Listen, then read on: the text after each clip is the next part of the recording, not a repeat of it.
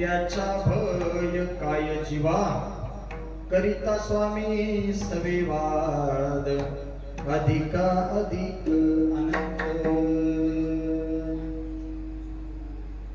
मुक्त कैवल्य तिजोनिधी भगवान श्री ज्ञानोबा आहे. मुक्त कैवल्य तिजोनिधी भगवान श्री ज्ञानोबा आहे. जगद्गुरु श्री संत तुकोबा आहे. आदी करून सर्व संतांच्या चरणी साष्टांग नमन करून या धर्म मंडपामध्ये बसलेल्या सबंध मायबाप श्रोत्यांना विनम्र अभिवादन करून सेवेला सुरुवात करतो. आनंद कंद सच्चित आनंद घन परात्पर पूर्ण परब्रह्म प्रकाश अकारण करुणा उरवणारा भक्त काम कल्पतरू भगवान पंढरीश परमात्मा आणि त्या भगवान पंढरीश परमात्म्याच्या कीर्तन रूपी सेवेकरता निवडलेला अभंग मायबापांनो कुणाचा आहे म्हणाल तर जगाचे जगद्गुरु संतांना संताचं केलेलं वर्णन यथार्थ आहे दादा. एक सुभाषितकार फार सुंदर बोलतात, विद्वाने व विजानाती विद्वत जन परिश्रमम नाही वंध्या विजानाती गर्वी प्रसव वेदना. माय माऊल्यांनो, या सुभाषिताचा अर्थ असा होतो की ज्या बाईला ज्या स्त्रीला गरोदरपणाच्या ज्या काही कळा आहेत, ज्या काही वेदना आहेत, या कळाईच्या असतील तर त्या बाईला काय झालेली असली पाहिजे. मला कुणाच्या दुखावरच्या खपल्या काढायच्या नाही, मला तेवढा टाइम सुद्धा नाही, पण मला फक्त सुभाषिताचा अर्थ सांगायचा आहे. सुभाषितकार बोलतात की त्या बाईला जपे गुरुजी काय झालेली असली पाहिजे.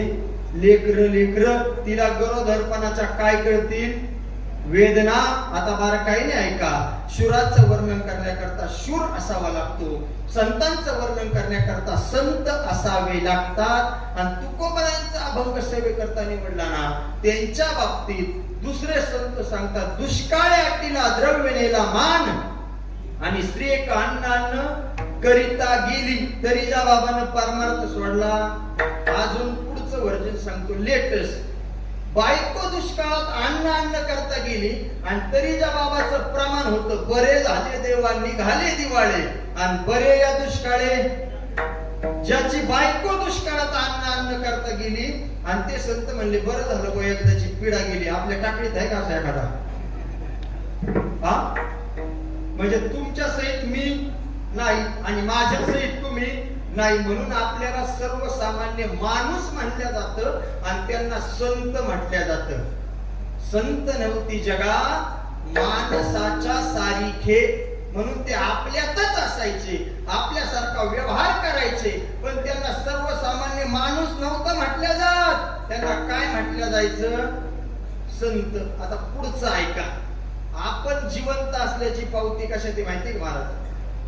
विवरण करतोय अभंगाद्वारे तुकोबरायचं ऐका. आपण जिवंत असल्याची पावती कशाची माहिती का? तुमच्या टाकळी गावासारखे एखादं गाव असावं, खातगाव गावासारखं गाव असावं आणि कीर्तनाला यायचं म्हणून आमच्या सारख्या बाहेर गावच्या महाराज मंडळीची गाडी तुमच्या गावात यावी. जो गावच्या चौकात बसला ना मायबाप, तो तुमचा 3 पिढ्याचा वैरी असावा. किती पिढ्याचा? 3 पिढ्याचा. आणि तुमच्या 3 पिढ्याच्या वैऱ्यासमोर आमच्या सारख्या बाहेर गावच्या महाराज मंडळीची गाडी यावी. आम्ही गाडीचा काच खाली करावा आणि तुमच्या 3 पिढ्याच्या वैऱ्याला विचारावं, ओ दादा ऐका ना, त्या अमक्या तमक्याचं घर कुठे हो?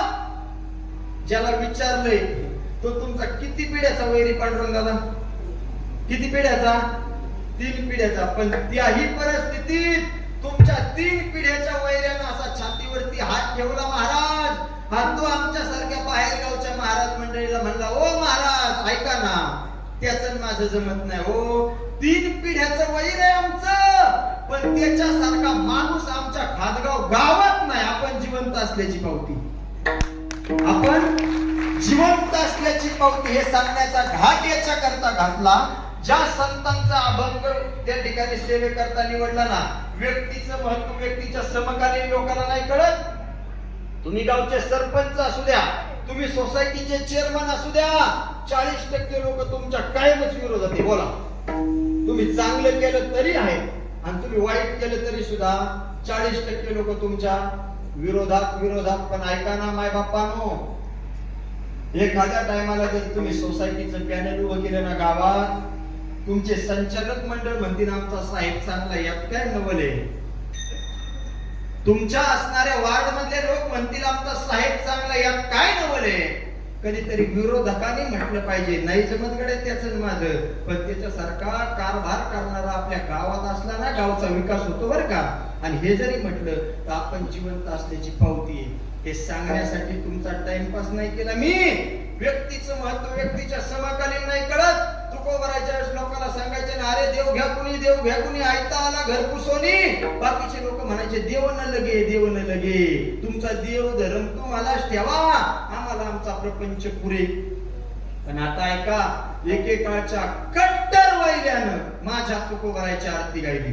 दुखिता तुलने से ब्रह्म तुकासी आले, मनवोनी रामेश्वरे, मनवोनी रामेश्वरे, चरणी मस्तक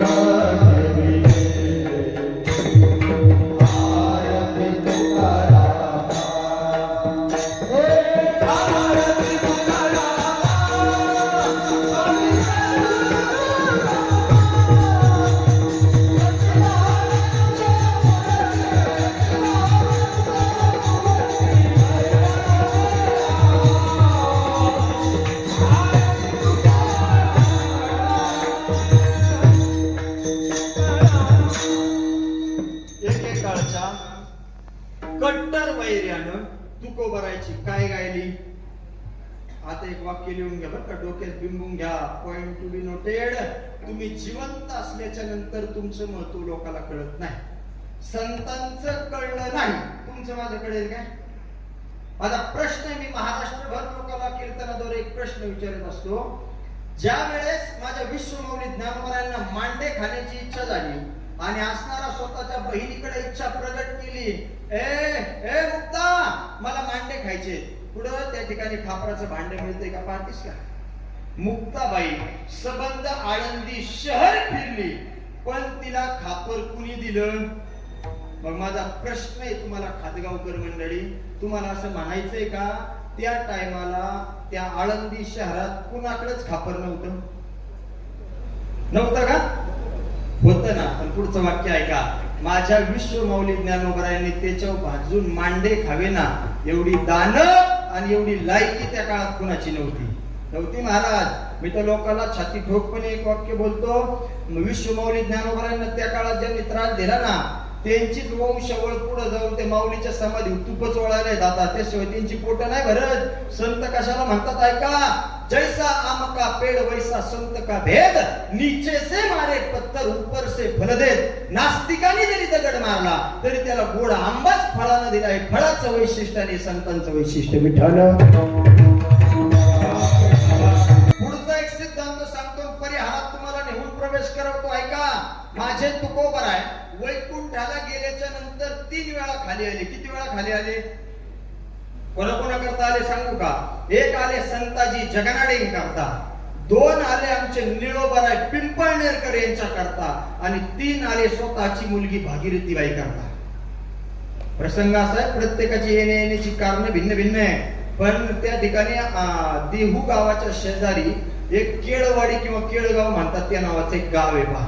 आणि त्याच्या शेजारी दिलेली भागीरथीबाई तुकोबरायांची मुलगी, आणि ती येलवाडी, आणि त्या ठिकाणी जवळ असणारी गावं, आणि तिथं दिलेली मुलगी तुकोबरायांची. दररोज माळीनबाईने जायचं. तुकाराम महाराजांनी रात्री कसं चिंतन मांडले स्वतःच्या मुलीला सांगायचं. कोणाला, भागीरथीबाईला. आणि भागीरथीबाईने विचारायचं रात्री माझ्या बाबांनी कसं कीर्तन केलं. या माळीनबाईने सांगायचं असं कीर्तन केलं.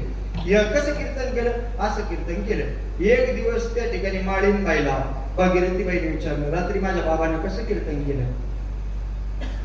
पाठी खाली ठेवली माळीनबाईनं, दोन्ही डोळ्यातून अश्रू व्हायला लागले माळीनबाईच्या. आणि माळीनबाई म्हणली, आपला असणारा देव तुकोबराय काल नांदुरखीच्या झाडाखालून सदेह वैकुंठ गमना करता निघून गेले. बाबा मला सोडून गेले कसे, तुम्ही जाऊच शकत नाही म्हणून बाबा गेले तो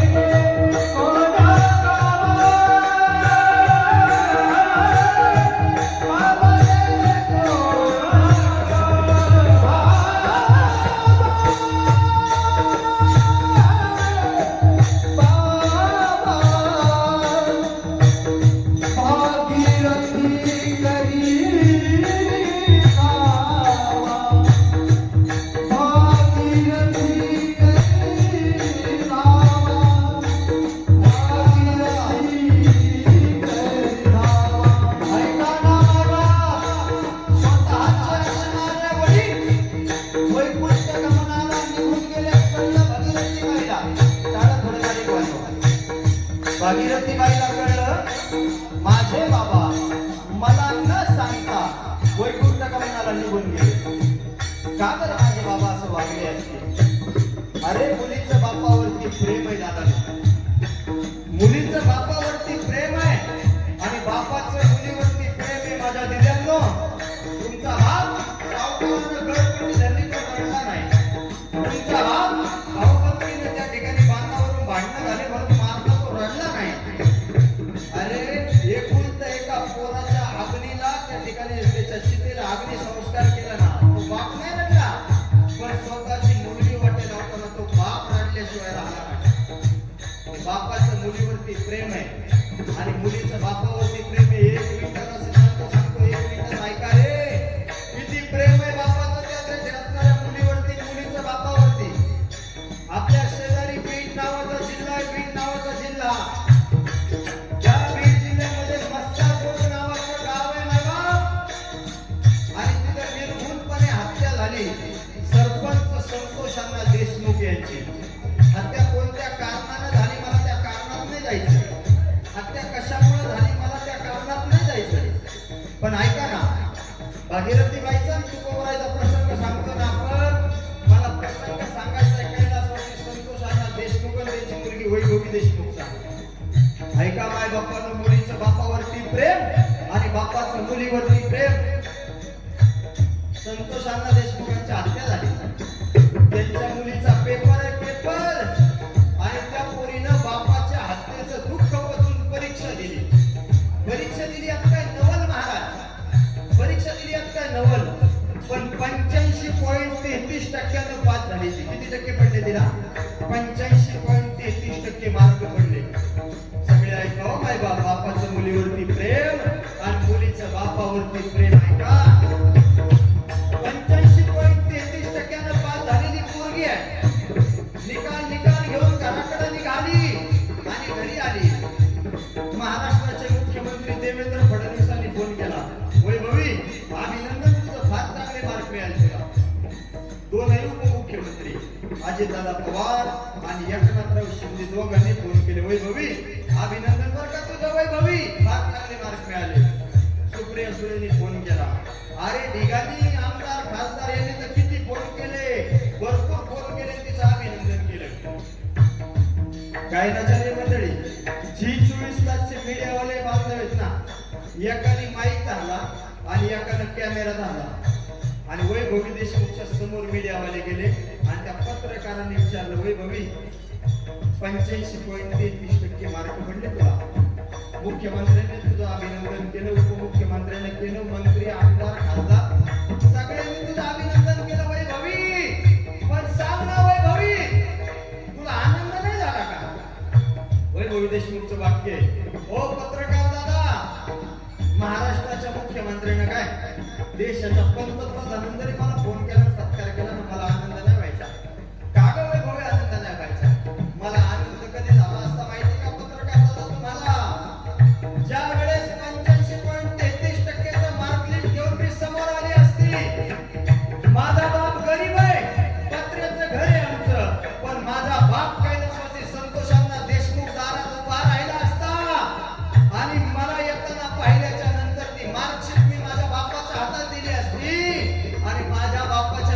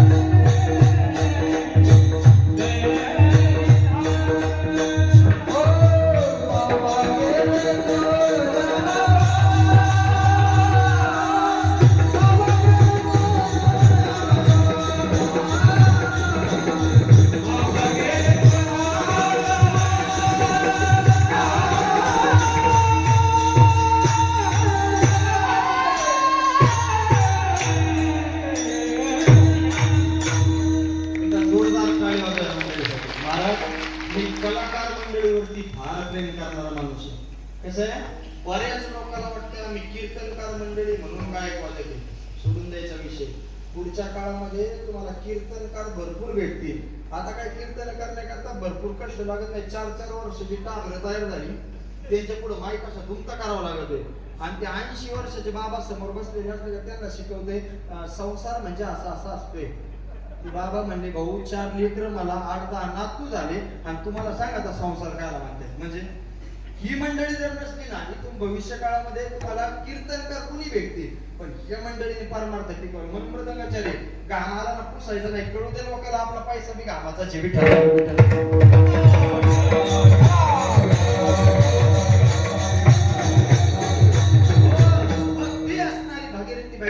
लागले. मला सत्य सांगायचे ते तुकोबराय वैकुंठावरून खाली आले, ते 3 वेळा आले. त्या तुकोबरायाचा अभंग सेवेकरता निवडला आणि तुकोबराय आजच्या अभंगामध्ये सांगतात, बाबांनो ज्याची खरी सेवा त्याच्या भय काय जीवा. ज्याची सेवाच खरी त्याच्या जीवाला भय असायचं कारण आहे का? तुम्ही खऱ्या अर्थाने गावात काम करताय, लोक तुमच्या विरोधात भुकत, तुम्हाला काय फरक पडायला लागलाय? तुमचं काम करे ना, तुमची सेवा करेन. मग ती सेवा कशी? इथं आल्याच्या नंतर मंडपामध्ये सतरंजी आथरण्यापर्यंत काम असू द्या, इथं महाराजांच्या खाली हे बसकर आथरण्याचं काम असू द्या, त्या ठिकाणी मृदंगाचार्याला पावडरचा डबा म्हणजे त्यांना लावण्याकरता नाही, शाहीपुरी लावण्याकरता मृदंगाला तो डबा आणून देण्याचं काम असू द्या. सेवा कोणती करा, तो परमात्मा मेवा दिल्याशिवाय राहत नाही. पण हल्ली असं झालंय, मेवा असला का येऊ दे मला, येऊ दे मला, सेवा कर म्हणलं म्हणतो करीन ना त्यो. परमार्थ इतका अपरिपक्वतेचा परमार्थ का? सेवा कोणती करा, सेवा सेवा आहे. गुरुजी समजा आम्ही आमच्या आश्रमावरून निघालो आणि एक मेणबत्ती घेऊन इथपर्यंत आलो, तुमच्या गावापर्यंत पांडुरंग मेणबत्ती घेऊन तुमच्या गावापर्यंत आलो ना, आल्याच्या नंतर इथं आलो आम्ही, ती मेणबत्ती माचीसनं पेटवली आणि तुम्हाला सगळ्यांना येताना सांगितलं होतं प्रत्येकाने एक एक मेणबत्ती घेऊन या. मी पेटवलेल्या मेणबत्तीनं तुमच्या सगळ्यांच्या मेणबत्त्या पेटवल्या. आता मला सांगा बरं, सगळ्यात जास्त उजेड देणारी मेणबत्ती कोणती? बोला बोला पटकन. मला काय झालंय, वयामानाने ऐकायला कमी आहे थोडं, पटकन मोठ्या आवाजात बोला. कोणती? सगळ्या. मग इथं आल्याच्या नंतर जे पुण्य कीर्तन करायला तेच पुण्य टाळ करायला, जे पुण्य टाळ करायला ते श्रोता वर्गाला, जे पुण्य श्रोता वर्गाला तेच ऑपरेटिंग करणाऱ्या आमच्या दिदीला, जे पुण्य त्या दिदीला तेच मृदंग वाजवणाऱ्या दादाला, आणि जे पुण्य दादाला ते तुळशी घेऊन उभे राहिलेल्या मावशींना. विठ्ठल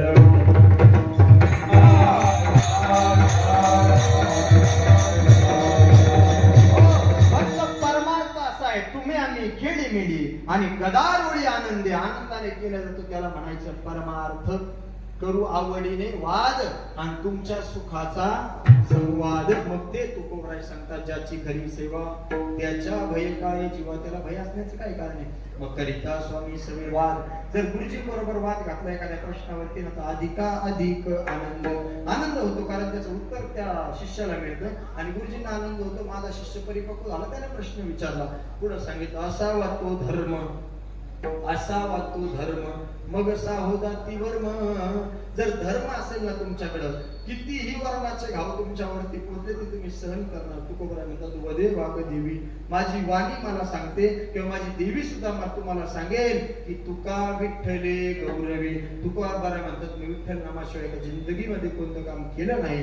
मग असा अभंगाचा सरळ अर्थ तुमच्या समोर प्रतिपादन केलं. विठ्ठल करण्यापूर्वी आता ऐका, बरोबर 1 तास शिल्लक राहिला माझा, बरं का, बरोबर 1 तास शिल्लक राहिला. पण खादगावकर मंडळी, माझ्या निर्धारित 1 तासाच्या वेळेमध्ये तुम्हाला हसायलाच आलं पाहिजे असं मी बोलणार नाही. काय कारण आहे तुम्हाला हसायला येणं असं बोलणार? तुम्हाला हसू आलंच पाहिजे असं मी बोलणार नाही. पण पुढचं वाक्य ऐका, तुमच्या जीवनाचं हसू होणार नाही असं नक्की बोलेल. ऐका, माझ्या निर्धारित वेळेमध्ये तुम्हाला बरं वाटलं पाहिजे असं कीर्तन मी करणार नाही, पण तुमच्या जीवनाचं बरं झाल्याशिवाय राहणार नाही असं कीर्तन नक्की करेल. तुम्हाला झोप येणार नाही याची 100% जबाबदारी नवनाथ महाराज गट यांची व्यासपीठावरून. नाही झोप येऊ देणार तुम्हाला, पण एखादी मावशी ठरूनच आली असेल गट महाराजाच्या कीर्तनाला झोपायचं, मग नाही लागायचं. ठिकाणी भव्य दिव्य उत्सवामध्ये चालत असणारा नवरात्र उत्सव सोहळा गेली 18 वर्षापासून अविरतपणे चालू आहे, बरोबर ना? आणि अखंड शब्दाचा अर्थ शास्त्रानं केला अधिक खंड बरोबर अखंड. ज्याला सुरुवातीपासून आतापर्यंत खंड पाडला आणि इथून पुढे सुद्धा पाडणार, हे कोणी म्हणायचं? आम्ही गायनाचार्यांनी.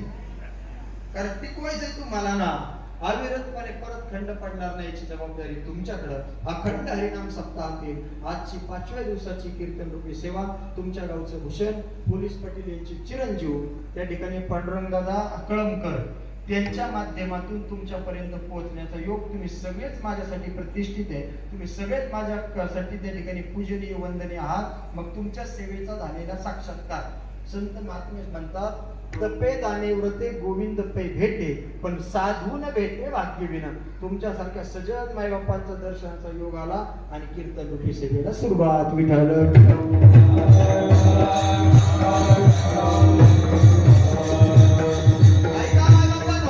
देवीचा चालू आहे नवरात्रोत्सव आणि या नवरात्रोत्सवामध्ये चालू आहे अखंड हरिनाम सप्ताह. तुम्ही जीवन सामाजिक जगा, तुम्ही जीवन राजकीय जगा, तुम्ही जीवन परमार्थिक जगा. जीवनामध्ये 3 मुद्दे, 3 पॉइंट असे. एक आहे संत, 2 आहे भगवंत आणि 3 आहेत तुम्ही आपण सर्वसामान्य जीव. चिंतन बार काय नाही का बरं का? एक आहे संत, 2 आहे भगवंत आणि 3 आहे तुम्ही आपण सर्वसामान्य जीव. तुम्हाला मला जन्माला यावंच लागतं, राहावंच लागतं, जावंच. म्हणजे कीर्तन संपले आमच्या गाडीत बसून आमच्या आश्रमात नाही. आएगा जब रे बुलावा हरि का, छोड़ के सब कुछ जाना पडेगा. एकदा आयुष्याची गणती तुमचं आयुष्य भरलं का तुम्हाला जावंच लागतं. विश्वमाऊली ज्ञानोबरायांनी 725 वर्षापूर्वी ज्ञानेश्वरीत एक ओवी खर्च केली. माऊली म्हणले, अगादेहाची गावालिया, जन्म मृत्यूची सोहळिया, ना म्हणू नये धनंजया जिया परी. तुम्हाला मला जन्माला यावंच लागतं, इच्छा राहण्याची असून जावंच लागतं आणि इच्छा जाण्याची नसली तरी हे तुमचं माझं आपल्याला जावंच लागणार आहे. संत स्वतःहून जन्माला येतात, संत स्वतःहून जन्माला येतात. प्रमाणाची यादी वाचतो मी तुमच्यासमोर. जगाच्या कल्याणा संतांच्या विभूती, देह कष्टविती, झाडू संतांचे मार्ग, आडराणी उजळा वया आलो वाटा, खरा खोटा बुडते हे जन न देखवे डोळा, येतो कळवळा. संत स्वतःहून जन्माला येतात. देवाला बाकी आणावं लागतं. काय करावं लागतं? आणावं लागतं. तुम्ही म्हणाल महाराज देवाला कसं काय आणावं लागतं? हनुमंतरायांचा जन्मोत्सव चालू आहे गावच्या मंदिरात. खालच्या आळीच्या सखा पाटलानं वरच्या आळीच्या भिका पाटलाला आवाज दिला, चला टाळकरी आले का? म्हणले आले. गायनाचार्य आले का? म्हणले आले. मृदंगाचार्य आले का? आले. टाळकरी मंडळी सगळे आले ना. चला आपल्याला काय साजरा करायचा आहे देवाचा? बोला बोला बोला, काय साजरा करायचा आहे? मग देवाला जन्माला घालणारा कोण? करा विचार, मी आमच्या घेतो. देवाला जन्माला घालणार कोण? लोक म्हणत सुद्धा नाही रे आपण जन्माला घालतो का. त्यांना वाटत असं म्हणायला जावं, जर देवाने रातच आपल्याला पाहिलं तर सकाळी गर्दी राहायला बसली घरापुढे. आपण म्हणतो यात काय नवल आहे. 400 वर्षापूर्वी नामदेव महाराज देवाला म्हणले, देवा तू कधीचा आणि मधीचा, मी तुझ्या आधीचा. कोण म्हणलं? तुझं देव पण आमच्या पुढे कशाला मिरवतो? तुला जन्माला घालणारे आम्ही. कोण म्हणलं? नामदेव महाराज. मग देवाच्या प्रत्येक जन्मात मी देवाच्या बरोबर होतो. तुमचं कसं आहे? देवाच्या बरोबर प्रत्येक जन्मात मी देवाच्या बरोबर होतो. माझ्या प्रत्येक जन्मात देवाच्या बरोबर. तुमचं कसं आहे? महाराज आपण होतोच ना. आपला परमात्मा ज्यावेळेस निद्रिस्त अवस्थेत होता, आपण सगळे त्याच्या पायथ्याला उभे होतो. ऐका बरं का बारकाईने. आपल्या जगन्य त्या परमात्म्यानं प्रभू रामचंद्रजींचा अवतार धारण केला. आपण वानर घालून त्याच्या बरोबर राहिलो. आपल्या भगवान परमात्म्यानं श्रीकृष्ण परमात्म्याचा अवतार धारण केला. आपण त्याचे गोपाळ घालून, त्याचे सवंगडी घालून त्याच्या बरोबर राहिलो. या युगामध्ये आपला जगन्यंता परमात्मा विटेवरती उभा आहे आणि आपण वारकऱ्याच्या रूपाने जन्माला आलो. संत महात्मे सांगतात, तुम्ही उभे विटेवरी आम्ही जातो वारकरी.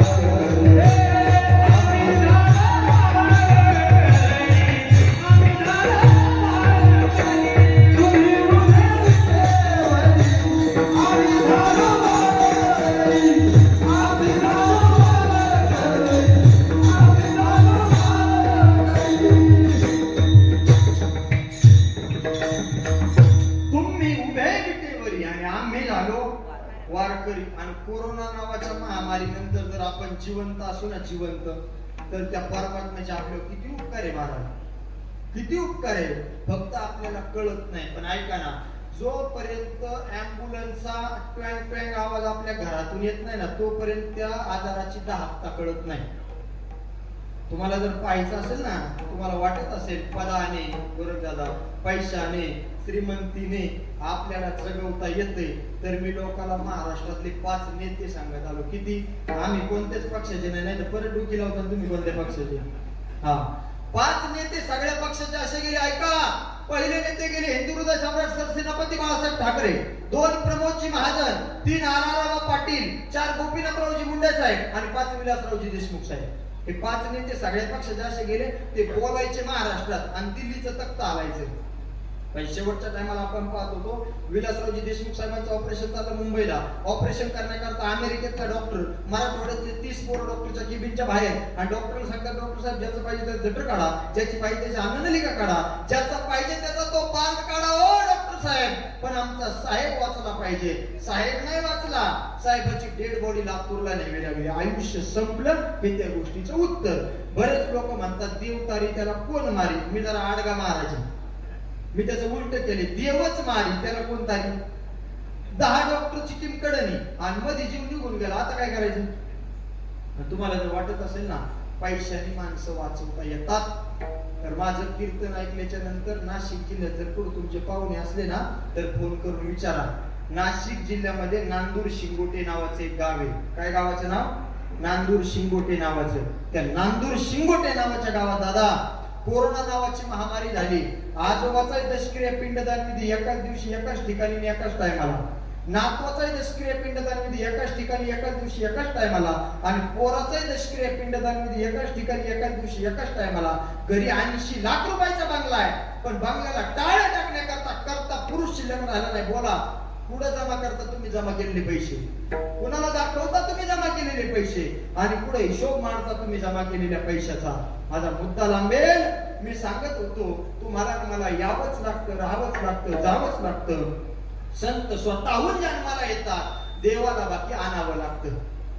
कर्माच्या गतीनुसार आपल्याला जाणं आहे, पण देवाला बाकी आणावं लागतं. त्या 2 जवळ राज्य राखीव पोलीस बलाच्या तिथं परवा दिवशी एका माणसाला यम न्यायला आला. परवा दिवशी त्याला यम न्यायला आला आणि यमाने सांगितलं, तुझं भरलंय, आता आल्याशिवाय पर्याय नाही. तो म्हणला, भरलंय ठीक आहे, पण उद्या माझ्या पोरीचं लग्न आहे आणि परवा दिवशी हळद फेडायला ती आली की मी तुझ्या बरोबर यायला तयार आहे, फक्त 2 दिवसाची सुट्टी दे. किती दिवसाची काय नाही? 2 दिवसाची. यम म्हणला, भाऊ तुझं भरलं, 1 श्वास नाही घेऊ शकत तू आता, 1 श्वास तुला यावंच लागेल. तो म्हणला, खरं सांगू का तुला, स्वाऱ्या माऱ्या लांड्या लाबाड्या करू करू आहे ना, त्या हायवे रोडला 100 एकर जमीन कमवली. किती माऊली काळी? किती जमीन? 100 एकर जमीन कमावली. मग तेवढी कमावली ना, मग तुला 50 एकर नावची करून देतो लगेच. मला फक्त किती दिवसांची मुदत दे? 2 दिवसाची. तो म्हणला, थांबणार नाही गड्या, मला एक काम कर ना, स्टॅम्प पेपर 500चा आण, नाही तर 5000चा आण, लगेच सही करतो. 100च्या 100 कोणाची? तुझी, पण 2 दिवसाची मुदत दे. यम म्हणला, दसकाट्या, असं यम त्याला म्हणला, दसकाट्या, हे सगळं इथं चलतं, इथं पुढं इथं, ते वरती चलत नाही. वरती संपलं का तुला जावंच लागतं. तू ह्या प्रॉपर्टीचा हिशोब करते, तू पोर तू गेलो, तुला आता आमच्या सोबत ये नाही, आयुष्य संपलं, हे त्या गोष्टीचं उत्तर आहे. म्हणजे आपली गणती आली का ऐकली का तुम्ही? यावंच लागतं, राहावंच लागतं. संत स्वतःहून जन्माला येतात. संत स्वतःहून जर जन्माला येत असतील ना, ऐका ना माय बापांनो, तर संत ज्या तिथीला जातात ना, त्या तिथीला पुण्यवान बनवतात. काय बनवतात? आज कॅलेंडरला तारीख किती? 26/9/2025, बरोबर ना? आजची तिथी आहे महाराज, पण आजच्या तिथीला जर एखादे संत गेले नाही, तिथी नाही राहत. ही काय होती? पुण्यतिथी. का बरं पुण्यतिथी झाली? मारतो भाऊ आपला गावात हात नाही धरीत कोणी. मी विनोदाने म्हणत असतो, तुझा हात लोकांनी धरला बी असता, पण तू त्या लायकीचा पाहिजे होता ना. 25-30 लाख समाज पंढरपूरच्या वाळवंटामध्ये जमला मायबापांनो. टाटा येऊ द्या, अंबानी येऊ द्या, बिर्ला येऊ द्या, अदानी येऊ द्या, माझा फाटक्या कपड्यातला वारकरी आहे. पण अंबानी जरी धक्का मारला ना, माझा वारकरी दुप्पट स्पीडनी धक्का मारला. होय बाजूला जागीरदार तुझ्या घरी. आमचा वाळवंटातला नियम आहे, एका लागतील बाई रे, आम्ही वारकरी 15 दिवस वारी करून आलो, तू जागीरदार तुझ्या घरी, तुझं काय ऐकायचं कारण आहे. पण त्याच गर्दीत एक जण भांग्याचा गाडा लुटीत निघाला भाऊ, त्याच्याकडे हॉर्नही नव्हतं, तो तोंडाने बाजूला हॉ सुद्धा म्हणत नव्हता, पण लोक पटपटा बाजूला सरकली. मग त्या भांग्याने समजायचं का मला भिली म्हणून सरकली. हा, लोकाला वाटलं घाण अंगाला लागू नये म्हणून पटकन बाजूला सरकली. असे बरेच प्रत्येक गावच्या चौकात संध्याकाळी 8च्या पुढे बसलेले असतात भाऊ. तुमच्या गावात कोणी पिणार नाही म्हणून तुम्हाला नाही कळायचं, म्हणजे आमच्या तिकडचं सांगू पलीकडचा पट्टा. हा, ती काहीतरी 240 का काहीतरी मिळत. युट्यूबवर एवढं कट करून टाका, नाही तर परत आमच्या नागपुडीत बोट घालायला तयार झाले लोक. तुला किंमत कसं काय नाही, आपल्या बाप जन्मी कोणी घेणार नाही, पण असंच टोला हाणायचं आपलं असं एवढ्याला हाय बॉस. शास्त्र सांगता ऐका बरं का. मग तेवढी जर घेतली, ते म्हणतो आपण किती मोठा माणूस असला ना त्याला बोलू शकतो, तो आपल्या पुढे बोलूच शकत नाही. तू त्या लायकीच नाही, तू काय थांबत नाही बशी. मुद्दा आपल्याकडं येताना विटळून जाताना सुतक पण शायनिंग मधल्यामध्ये कधीतरी विचार केला का तुम्ही निघून गेल्याच्या नंतर लोक वर्ष सुद्धा करीत नाही आणि घालायला तयार होत नाही, तरी आपली फुगिरी मारणं मातीची असते. माझ्याशिवाय घरातलं पान हलत नाही, तू मर एकदा मग बघू हालत आहे का नाही. विठ्ठल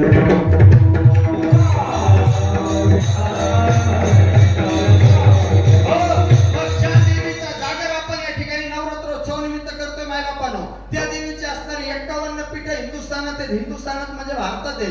पैकी महाराष्ट्रात आपल्या 3.5 पीठ आहेत. माहूरचं एक पीठ, तुळजापूरचं एक पीठ, कोल्हापूरचं एक पीठ आणि जे अर्ध पीठ आहे ते त्या ठिकाणी वनी सप्तशृंगी मातेचं पीठ. ही 3.5 पीठ आपल्या महाराष्ट्रात. आणि या देवीचा जागर छत्रपती शिवाजी महाराजांना सुद्धा घातला. आणि छत्रपती शिवाजी महाराजांच्या काळात देवीचा जागर व्हायचा. आणि जागर झाल्याच्या नंतर जनजागृती करण्याकरता देवीचा असणारा जागर घालायचे. मग त्या असणाऱ्या भवानी मातेनं प्रसन्न होऊन छत्रपती शिवाजी महाराजांना एक तलवार दिली आणि तिनं मोगल सपा कापले. त्या तलवारीचं नाव भवानी तलवार. आणि छत्रपतींना सुद्धा सहाय्य करणारी ती असणारी देवी आणि तिचा जागर आणि तिचा गोंधळ त्या ठिकाणी त्या काळात घातला. अनादि निर्गुण निर्गुण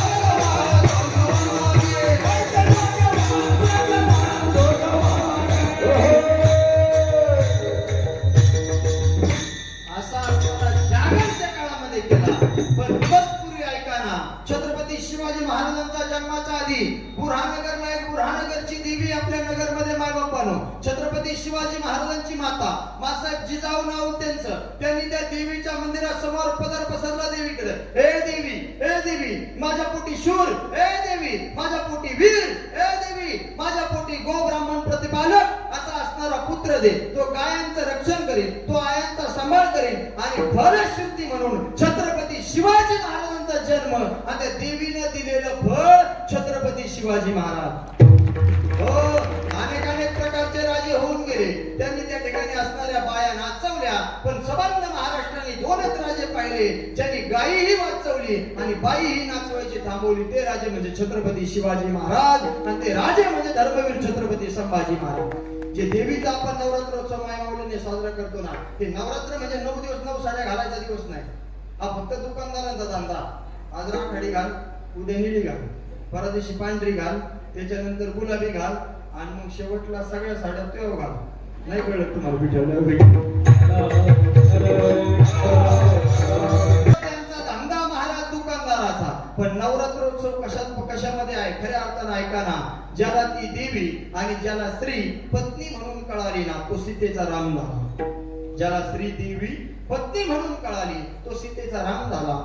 ज्याला स्त्री देवी म्हणून कळाली तो माझ्या मुक्ताईचा ज्ञानदाता झाला, आणि ज्याला स्त्री आई म्हणून कळाली तो माझा जिजामातेचा राजा शुभा झाला. हे वैशिष्ट्य आहे महाराज. नवरात्रोत्सव म्हणजे कीर्तनालय समोर बसणं नाही. नवरात्रोत्सव म्हणजे कीर्तनालय समोर बसून पंक्तीला जेवण चोपून घरी जाणं नाही. नवरात्रोत्सव म्हणजे आपण आपल्या टाघ्यांना शिकवणं, पोरांना शिकवणं. बाहेर पडताना तू प्रत्येक असणाऱ्या स्त्रीला तू आई म्हणून संबोध. हाच नवरात्रोत्सवाचा जागर, आणि याच्यापेक्षा परमार्थ मोठा नाही.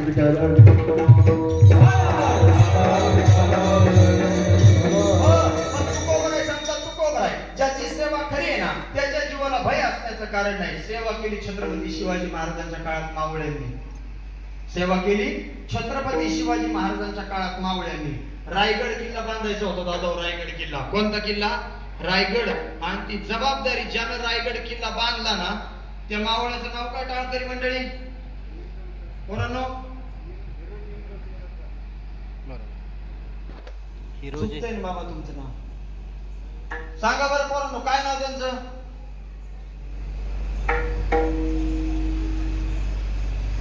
सैराट. बघा सैराट. ज्याने रायगड किल्ला बांधला नाही. उत्तर बरोबरच आहे बाबांचं, पण एकाने सांगितलं की बाकी हा तीस त्याच्यामुळे त्याला थोडा वेळ थांबवलं. त्या मावळ्याचं नाव हिरोजी इंदुलकरच. त्यानंच बांधला रायगड किल्ला. शास्त्रकार सांगतात आणि इतिहास सांगतो 13 वर्ष रायगड किल्ला बांधायला लागली. मला सेवा सांगायची ना, अभंगाचा पहिला कडवं पूर्ण करायचं. माय मावल्यांनो, पुरुष वर्ग, माता भगिनी सगळेजण बारकाई नाही का? 13 वर्ष रायगड किल्ला बांधण्याकरता लागली. छत्रपती शिवाजी महाराज दक्षिण दिशेच्या मोहिमेकडे निघून गेल्याच्या नंतर हिरोजी इंदुरकरांवरती जबाबदारी देण्यात आली. हिरोजी बांधा किल्ला, हिरोजी बांधा किल्ला. किल्ला त्या ठिकाणी क्षणाक्षणावर वारी घ्यायला लागला. किल्ला मोठा व्हायला लागला, पण वरती किल्ला जायचा असताना पैसे कमी पडले स्वराज्याला लावण्याकरता. या हिरोजी इंदलकरांना स्वतःच्या बायकोचे दागिने विकले दादा. या हिरोजी इंदलकरांना स्वतःचा असणारा राहता वाडा विकला दादा. आणि या हिरोजी इंदलकरांना स्वतःची असणारी जमीन विकली दादा. सगळं विकलं, पण रायगड किल्ला बांधून पूर्ण केला. छत्रपती शिवाजी महाराज मोहीम पूर्ण करून आले. सुंदर रायगड किल्ला बांधला होता. एका मावळ्याने सांगितलं, राजे ओ राजे, रायगड किल्ला बांधला ना, इतका सुंदर बांधला हिरोजीने किल्ला, पण पैसे कमी पडले ना स्वराज्याला लावण्याकरता. त्यानं बायकोच्या अंगावरचे दागिने विकले राजे, राहता वाडा विकला राजे, आणि स्वतःची असणारी जमीने विकली राजे. राजाने हिरोजीला समोर घेतला. हिरोजी, फार सुंदर बांधला रायगड किल्ला, फार चांगला बांधला रायगड किल्ला. मग मला सांग ना, या रायगड किल्ल्याचं वैशिष्ट्य काय? हिरोजी इंदलकरांना दिलेलं उत्तर आहे. मायबापानं एवढं घेऊन घरी जा. हिरोजी इंदलकर म्हणतो, राजे, या रायगड किल्ल्याचं वैशिष्ट्य जर काय असेल ना, खालीहून वरती येणार असेल तिचं नाव हवा, आणि वरून खाली जाणार असेल त्याचं नाव पाणी. मोगल किल्ल्याला स्पर्श करू शकत नाही. हे उत्तर हिरोजी इंदलकरांचं. राजाने त्याला समोर घेतला. हे हिरोजी, पण हा रायगड किल्ला बांधण्याकरता पैसे कमी पडले ना, तू बायकोच्या अंगावरचे दागिने विकले, राहता वाडा विकला, त्या ठिकाणी जमीन विकली. मग हिरोजी, माग ना, तुला काय मागायचं?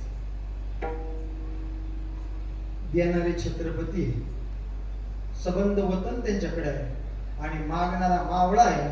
त्यानं काय मागितलं माय मावल्यांनो? काय मागितलं पुरुष वर्गानो? त्यानं राहता वाडा नाही मागितला, त्यानं दागिने नाही मागितले, त्यानं मनसबदारी नाही मागितली, त्यानं मक्तेदारी नाही मागितली. हिरोजी इंदलकर राजांना म्हणला, ओ राजे, मला पहिली गोष्ट काहीच नको, पण जर तुम्हाला द्यायचंच असेल ना, मला एकच द्या. रायगड किल्ल्यावरती जे मी मंदिर बांधले ना, त्या मंदिराच्या समोर एक पायरी आहे, आणि त्या पायरीवरती नाव कोरायची परवानगी द्या राजे. राजे म्हणले, काय पागल माणूस आहे? अरे काय वेडा माणूस आहे? अरे दागदागिने माग, जमीन माग, सगळं माग द्यायला तयार आहे, पण तू नाव कोरायची परवानगी कशा करता मागितली? हिरोजीचं उत्तर आहे, राजे, जमीनही इथंच राहणार राजे, दागिने इथंच राहणार राजे, वाडा इथंच राहणार राजे, पण ज्या वेळेस तुम्ही त्या ठिकाणी मंदिरावरती दर्शन करायला या रायगड किल्ल्यावरती असल्याच्या नंतर तुमच्या पायाची धूळ माझ्या नावाला लागल राजे. आणि हिरोजी समजील, धन्य झाला हिरोजी, तो स्वराज्याच्या कामी आला. मग तिथं नाव लिहिलं गेलं, सेवेचे ठाई तत्पर हिरोजी इंदुलकर. तुकोबराय म्हणतात, ज्याची सेवा खरी आहे त्याच्या जीवाला भय काय? ज्याची खरी सेवा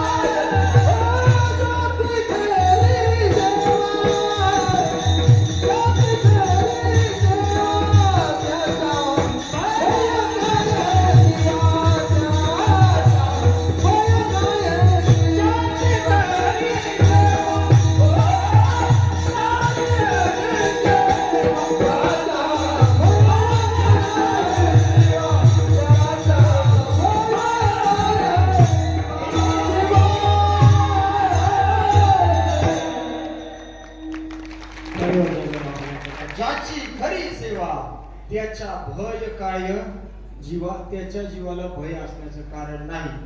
गुरुजी आपल्यासारख्यांची सेवा कशी सांगू का? आता ऐका बरं का, बारकायला नाही म्हणतो, पाऊसच पडेना आणि पाऊस पडत नव्हता म्हणून असं ठरवण्यात आलं, तिघांनी असं ठरवलं की आता आपण तीर्थयात्रा करू. काय करू? तीर्थयात्रा. लय लोकांनी असं समजायचं नाही की माझ्यापेक्षा अडाणी म्हणून मी याला येड्यात काढू शकतो आणि मी याला फसवू शकतो. कधी कधी अडाणी सुद्धा शहाण्याला येड्यात काढू शकतो. मला तिघा जणांनी असं ठरवलं की आपण तीर्थयात्रा करू. आता बारकाई नाही का बरं उत्तर द्यायची तुम्हाला. तिघांच्यात कोण कोण होती ऐका. एक होता मुस्लिम बांधव म्हणजे मुसलमान समाजाचा माणूस, एक होता मारवाडी माणूस आणि एक होता अडाणी शेतकरी. पाऊस पडेना ना, हे तिघ जण गावच्या मंदिरापाशी बसले आणि म्हणले आता आपण काय करू, पाऊस नाही तोपर्यंत 1 महिन्याची तीर्थयात्रा करू. म्हणले ठीक आहे करू, काय हरकत नाही. तीर्थयात्रा करायला निघाले आणि निघाल्याच्या नंतर मारवाडी शेठने असं सांगितलं की मी असं ऐकले तीर्थयात्रा करायला गेल्याच्या नंतर किंवा तीर्थयात्रा करत असताना कमी खावं लागते म्हणजे तीर्थयात्रा सफल होते. हे कोणी सांगितलं?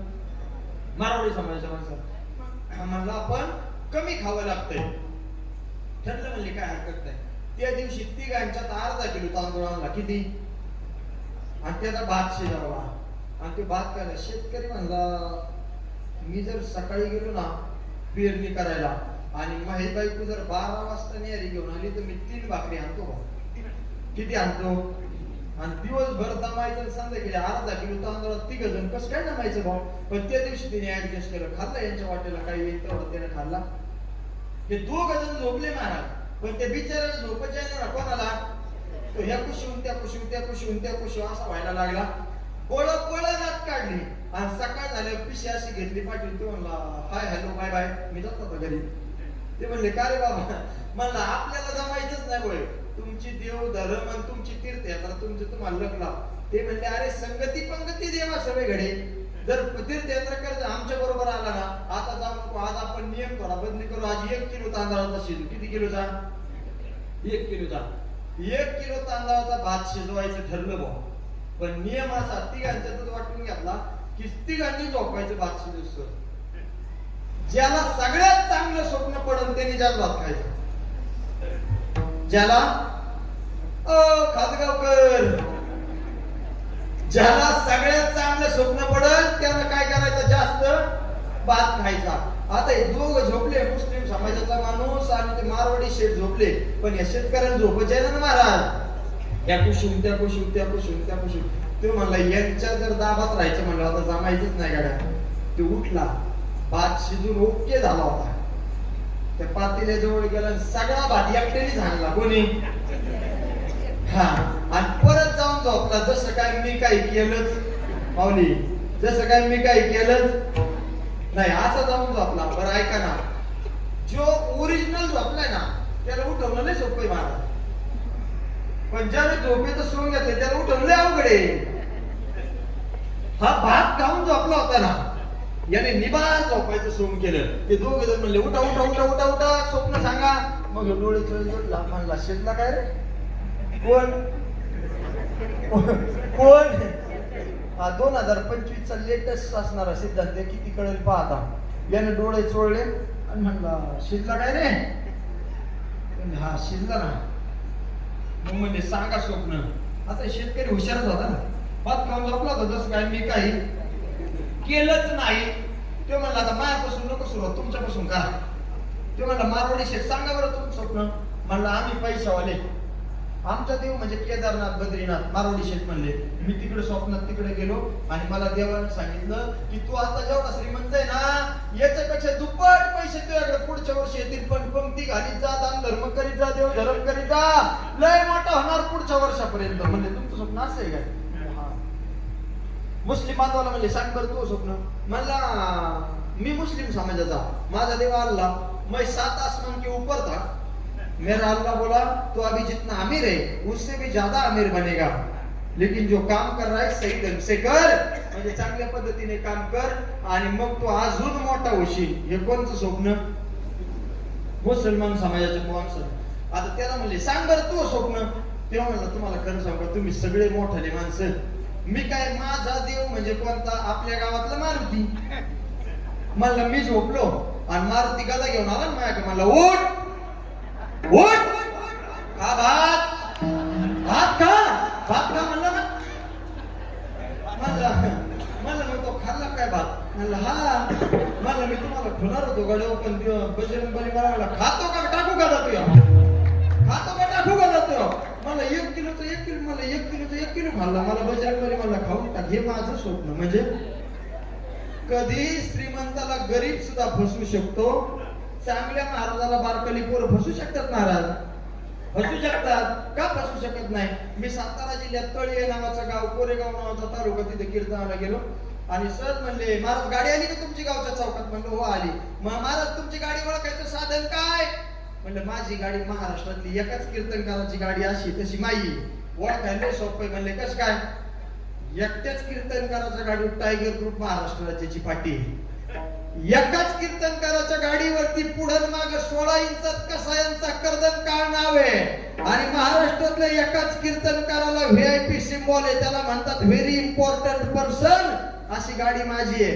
आल्याच्या नंतर चौकात ओळखू येईल आणि काय नाही अडचण घरी घेऊन जा. बारीक पोरगा आलं म्हणलं चला महाराज घरी चहा प्यायला तुम्हाला बोलावले. त्याच्या दारात 10 म्हशी बांधलेल्या. मी त्याला म्हणलं होय रे बाळा हे सगळ्या म्हशी दूध देतात का रे. ते म्हणलं देत नाही काढावं लागत ते. आता म्हणलं हे का मला माहित नव्हतं का काढावं लागत ते. म्हणजे आपणच अति हुशार या आविर्भावामध्ये राहायचं नाही. तू कोबडा म्हणले सेवा करा पण सगळाच मेवा माग असं सुद्धा करायचं. ज्याची खरी सेवा त्याच्या भय काय जीवा करिता स्वामी सवे वाद अधिका अधिक आनंद आनंद होतो. आता तुमचा माझा वाद कसा आहे माहिती का माता माऊल्यानो. एरंडाचं गुराळ फेसळ नाही पाणी नाही असा वाद कोणाचा तुमचा माझा. आमच्या पारनेर बस स्टँड वरून जपेगुरची 2 महिला शेवटला जायला निघाल्या आणि त्यांचे दोघींचे पानोली चौकापासून भांडणं चालू झाले. मागची म्हणायची खिडकी पुढे घे लय हवा येते. पुढची माझी खिडकी मागे गेले हवा येते. दोघींची भांडणं चालू. गव्हाणवाडी येईपर्यंत त्या ठिकाणी त्यांनी सहन केलं कंडक्टरनी. मला यांची वादावादी चालली ना थांबा आपण मिटू थांबा आपण. आणि गव्हाणवाडी आल्यावर कंडक्टर दोघी पशी गेला. म्हणलं काय शाने मावशा हो कशामुळे भांडत रे. कोण म्हणलं कंडक्टर यांना दोघींना. म्हणजे बघा ना कंडक्टर साहेब मागाच्या धरून बघा ते. हिला म्हणते खिडकी पुढं करले हवा येते. हिला म्हणलं खिडकी माग करले हवा येते आणि ही खिडकी माग करीत नाही पुढं करीत नाही. ते म्हणलं शाने दिसतंय कोण्या गावच्या. म्हणले पारनेरच्या. म्हणले तुम्ही ज्या खिडकीवर भांडता तिला काच आहे का. ओ खातगावकर अरे बिनकाचाची खिडकी पुढं काय केली माग काय केली सारखीच ना. तिला काय फरक पडायला लागला. हा आपला वाद. पण संतांचा वाद कसा ऐका. तुमच्या गावासारखी गावं असावी दादा. 25-30 शिष्य परिवार घेऊन एक साधू महात्मा त्या गावामध्ये आले. ज्या गावात आले ना ते गाव पूर्णपणे धार्मिकाचं. पूर्णपणे वारकऱ्याचं. प्रत्येकाने सडा सामार्जन केलं घरापुढं, प्रत्येकाने पुरणपोळीचा स्वयंपाक केला आणि साधूला म्हणले, ओ साधू महात्मा आमच्या घरी या ना जेवायला, ओ साधू महात्मा आमच्या घरी या ना जेवायला. सगळ्यांनी आदरातिथ्य सत्कार सगळं केलं. प्रत्येकाच्या घरी ज्ञानेश्वरी आहे, प्रत्येकाच्या घरी गाथा आहे, प्रत्येकाच्या घरी हरिपाठ आहे, प्रत्येकाच्या घरी इतकं धार्मिकतेचं गाव ना. इतका पाउच्चार केला. साधू महात्मा जायच्या टायमाला संबंध गाव रडायला लागले. दादा का हो साधू महात्मा, अजून एखादा दिवस सेवेचा योग द्या ना आम्हाला. पण साधू महात्मा म्हटले, बहती गंगा और फिरता साधू. साधूला थांबायचं नसतं गड्या आणि नदीनं थांबायचं नसतं. हे दोन जर थांबले तर समाजाचं कल्याण होत नसतं. साधू महात्मा गावाच्या बाहेर गेले आणि साधूंनी त्या गावाला एक शाप दिला. शाप असा होता, तुमचं गाव वस पडो. एक शिष्य हुशार होता. तो म्हणला, गुरुजी सगळं पटलं आपल्याला, पण एवढं नाही पटलं. म्हणलं कसं काय नाही पटलं? म्हणलं हे चांगल्याचं गाव आहे तरी तुम्ही यांना शाप दिलाय. तुमचं गाव वस पडो. पुढे एक गाव लागलं महाराज, पूर्ण नास्तिकाचं गाव, पूर्ण नास्तिकाचं. साधू महात्मा यायचे असं कळल्याच्या नंतर प्रत्येकाने घरातले अंडे आणले. काय त्यांच्या फेकून आणायला. नास्तिकावला ती काही करते. प्रत्येकाने फेकून आणायला आणले. सडक्या भाज्या आणल्या, त्या ठिकाणी माती आणली, दगड आणले, चपला आणल्या साधूला फेकून. पाणी सुद्धा विचारलं नाही आणि साधू महात्म्याची अवहेलना केली, प्रतारणा केली. गावाच्या बाहेर साधू महात्मा निघाले, गावाकडे पाहिलं आणि गावाला एक आशीर्वाद दिला. बर का रे गावकऱ्यांनो, तुमची याच गावात भरभराट हो. करिता स्वामी सवे वाद. अभंगातून बाहेर मी अजून गेलेलो नाही, चिंतन सांगतोय. एक शिष्याने सांगितलं, म्हणले महात्मा तुमचं काय पटलं नाही, दोन कानफाटीत मारा. नवे जी शिक्षा द्यायची ती द्या, घ्यायला तयार आहे. पण मला सांगा, मागचं गाव पूर्ण धार्मिकतेचं, तुम्ही त्यांना शाप दिला. तुमचं गाव वस पडो. हे गाव पूर्ण नास्तिकतेचं, तुम्ही यांना आशीर्वाद दिला. तुमची याच गावात भरभराट हो. याचं कारण काय? साधूंचे विचार किती प्रगल्भ असतात ऐका बरं का माऊली. साधूचे विचार किती स्टँडर्ड असतात ऐका बरं का माऊली. मग त्या साधूने सांगितलं, बाळा खरं सांगतो तुला, पाठीमागचं जे गाव होतं ना ते पूर्णपणे धार्मिकतेचं गाव होतं. सडा सामर्जन प्रत्येकाच्या घरी, ज्ञानेश्वरी प्रत्येकाच्या घरी, गाथा प्रत्येकाच्या घरी. ही लोक हे गाव ओस पडल्याच्या नंतर इथं राहणार नाही. म्हणजे कुठे जातील? बाहेर गावला जातील. बाहेर गावला गेल्याच्या नंतर जिथं सप्ते चालू नाही ना तिथले सप्ते ही लोक चालू करतील. धार्मिक लोक आहेत ना, जिथला हरिपाठ बंद पडला तिथला हरिपाठ करतील आणि जिथं मंदिराची कामं अपूर्ण आहेत तिथली ही लोक कामं पूर्ण करतील. म्हणून यांना त्या ठिकाणी शाप दिला, तुमचं गाव वस पडो. साधू महात्मा तुम्ही या गावाला आशीर्वाद का दिला की तुमची याच गावात भरभराट हो. साधू म्हणले, हे नास्तिकतेचं गाव आहे. ह्या अवलादी जर गावाच्या बाहेर पडल्या तर चालू सप्ते बंद पडतील. नाही कळत तुम्हाला? लोक जे चालू हरिपाठात काठे घेऊन येतील आणि म्हणतील बंद करा ते, हे आपल्याला जमत नाही. गौतमी पाटील आणा हे म्हणतील लोक.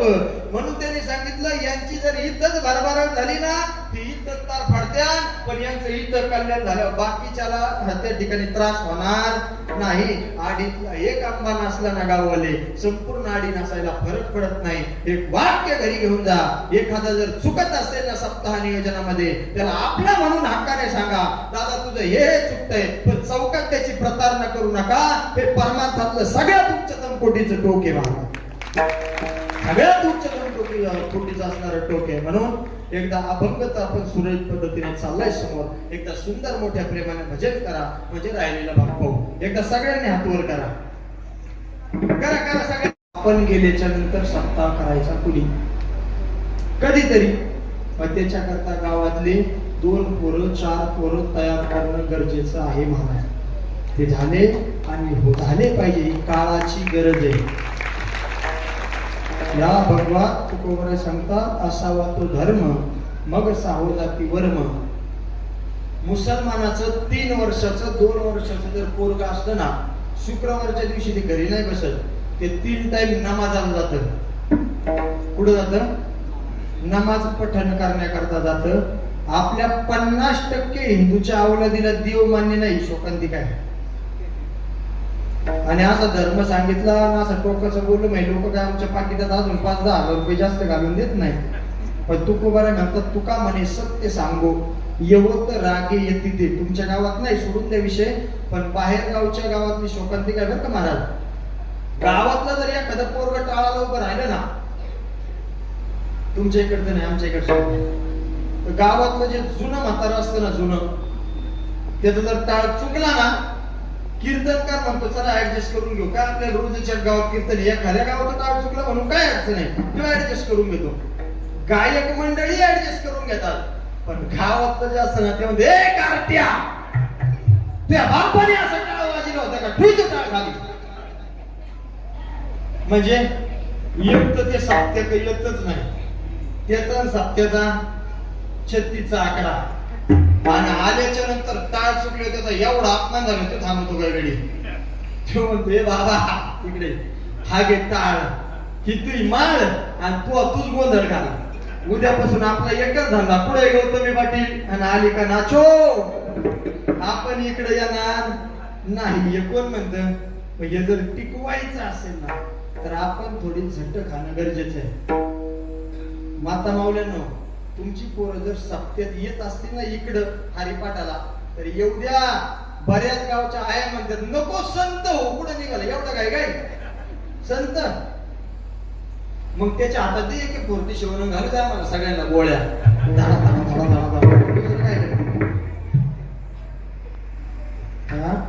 नामदेवराय देवाला दूध पाजायला निघाले, नैवेद्य खायला घालायला निघाले. वडील गावाला जायचे तर वडिलांनी सांगितलं नामा उद्या देवाला दूध पाजायचं, नैवेद्य खाऊ घालण्याची जबाबदारी तुझ्याकडे. बालपणातले संस्कार आपल्या आई म्हणते बाबडे इकडे गेलं अंधारी निवड निवड आपल्याला केले जातात तिला पोळ्या, आणि देवाला केले दाखवले जातात त्याला म्हणायचं निवद. आणि म्हणते तू इकडे ये देवाला निवद दाखवून ये, का प्रसन्न होईल तो. पहिली चुकी आपली असते आपली. ऐका ना महाराज, राहुरी तालुक्यात एक गाव आहे बरं का गायनाचार्य मंडळी, आणि तिथे दरवर्षीचा काला माझ्याकडे असतो जागर आणि काल्याचं कीर्तन. मी आजल्या दिवशी जागरात सांगितलं माळे घातले पाहिजे, कमीत कमी मारताना तरी माळकरी म्हणून मारा, हा माझा उपदेश होता. आणि एक 7 वर्षाचं पोरग प्रभावित झालं त्या वाक्य.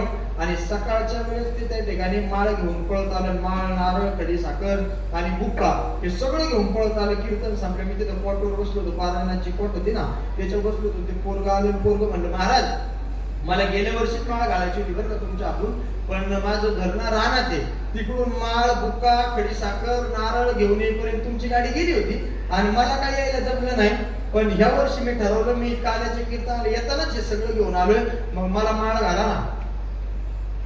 मला विशेष त्यानं माळ जपून ठेवली याचं नाही वाटलं गाववाले, मला विशेष याचं वाटलं की त्यानं खडी साखरेची पुढी 7 वर्षाच्या लेकराला वर्षभर जपून दिली. किती दिवस, नॉट जोक, वर्षभर. आणि ती घेऊन आलं ना, मी त्याला म्हणलं बाळा इकडे रे, तुला मी माळा घालतो बरं का, काय हरकत नाही माळा घालायला, पण तुझ्या घरातलं आहे ना एखादी वयस्कर व्यक्ती घेऊन ये, एखादा म्हातारा माणूस घेऊन ये. ते पोरग पळत घरी गेलं, त्याच्या पणजीला घेऊन आलं, म्हणजे गोव्याजवळची नाही पणजी, गोव्याजवळची पणजी नाही, आजीची सासू, तिचं नाव काय पणजी, तिला काय म्हणतात पणजी. ती म्हातारी काठी टेकीत आली आणि म्हातारीने मंदिरात डोकून पाहिलं. म्हातारी म्हणली ओ बाळ्या काय करायचं, मला माळ घालायची का तुला? अरे कोणी घालावा माळी, आपण का आजच हातावर पीठ घेतलं नाही, कळलं का तुम्हाला? आपण का आजच हातावर पीठ घेतलंय का? अरे कोणी बोंबला हिंडावा, आज तुझ्या डोक्यात कोणी आऊ तसा घातली. म्हणलं आजी आपण घातलीच नाही बा, आपल्याला टाइम नाही आणि आपल्याला वेळ नाही आणि आपल्याला आऊ तसा टाकायला टाइम नाही. आजी समोर आली. जर अशी प्रवृत्ती जर तुमची माझी असेल, कधी आपली पोरं हुशार होणार आणि कधी पारमार्थिक होणार. पुढचं वाक्य बोलू का माय बापानो? मला कोरोना काळामध्ये आम्ही बऱ्याच लोकांना माळी घातल्या बरं का, म्हणजे बळ घाला ना माळी, मारताना तरी घाला ना, मारताना तरी घाला ना. त्यांनी पुढच्या वर्षीपर्यंत काढून टाकल्या, माळीच नाही ठेवल्या, पुढच्या वर्षीपर्यंत काढून टाकल्या. कारण आपला स्वभाव आहे, संकट आलं का देव देव, संकट आलं का देव देव, आणि संकट गेलं का कोण देव, संकट आलं का देव देव आणि संकट गेलं का कोण देव, ही आपली परंपरा आहे. मग ऐका ना, बऱ्याच लोकांनी काढल्या. पण आजच्या कीर्तनातून खातगावकर, मला जर 5 हिंदुत्ववादी माणसं या कीर्तनातून आणि 5 जर गोरक्षक मिळाले ना आजच्या कीर्तनात, सार झालं महाराज. चाल झालं, मी बळच माळी घाला तुम्हाला म्हणणार नाही. ज्याला घालायची ते माणसं माळी घालतील आणि ज्याला जो गुरु करायची तो माणूस तो गुरु करीन. पण काय करतात हिंदुत्ववादी, ऐका, मुंबई सारख्या ठिकाणी कीर्तनासाठी फिरतो दादा आम्ही. मी तुम्हाला आधीच सांगितलं होतं मी महाराजच नागाडे, त्याच्यावर माझ्या नादी लागायला बरेच लोक 3-3 वेळा विचार करतात. आमच्यासारखे जे गरीब महाराज मंडळी ना त्यांची कीर्तन बंद पाडतात. होई की म्हणतात आता आमचा टाइम झाला आणि एवढा आवाज वाढला आणि तेवढा आवाज वाढला. काय करतात हिंदुत्ववादी, ऐका, जर आपलं धर्म कीर्तन बंद पाडायला एखादा आला ना, 5 हिंदुत्ववादी पोरं जर दांडकी घेऊन उभे राहिले नाही एक पाड बंद, हा त्याची ताकद नाही महाराज परत पुढे येण्याची. हिंदुत्व टिकलं तर सत्य टिकले आणि सत्य टिकले तर गावचा विकास टिकला. माय बापांनो, का ज्याला वकील व्हायचे त्याच्याकरता लॉ कॉलेज आहे, ज्याला वकील व्हायचं त्याच्याकरता लॉ कॉलेज आहे, ज्याला इंजिनियर व्हायचं त्याच्याकरता इंजिनिअरिंग कॉलेज आहे. मायबापाला पण ज्याला माणसं बनायचंय ना त्याच्याकरता कीर्तन हा कारखाना आहे आणि इथून माणसं घडवल्या जातात. हे महत्वाचं आहे. कॉर्नर सभा जर असेल ना मायबापांना, कॉर्नर सभा, तर एवढी माणसं जमवायला कमीत कमी 50,000 रुपयाचा खर्च आहे. त्यांना भेळा ना, त्यांना लाडवा ना, त्यांना गाड्या पाठवा, त्यांना चौका द्या आणि त्यांना म्हणा या दादा बसा. इथं तुम्हाला आमंत्रण आहे का यायचं इथं? पण तुम्ही कशासाठी आले? देवीचा जागर होते म्हणून आले ना, या कामासाठी. म्हणून परमार्थाची गरज आहे देशाला आणि देशाला गरज आहे त्या ठिकाणी असणाऱ्या धर्माची. तुकोबाराय म्हणतात असावा तो धर्म मग साहू जाती वर्म. ज्ञानेश्वर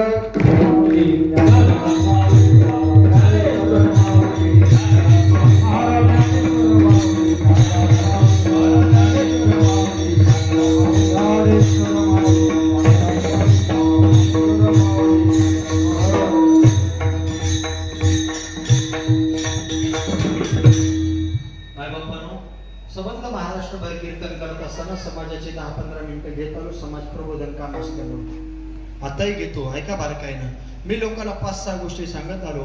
पहिली गोष्ट दारूबंदी करा. या हिंदुस्थानला ज्या तरुण तडफदार मर्द मराठ्यांची गरज आहे तेच तरुण आता व्यसनाच्या आहारी जायला लागले. अरे जाम पर जाम पीने से क्या फायदा, जाम पर जाम पीने से क्या फायदा, सुबह पियोगे शाम को उतर जाएगी, लेकिन एक बार तू हरिनाम का प्याला तो पीते देख तेरी जिंदगी सुधर जाएगी.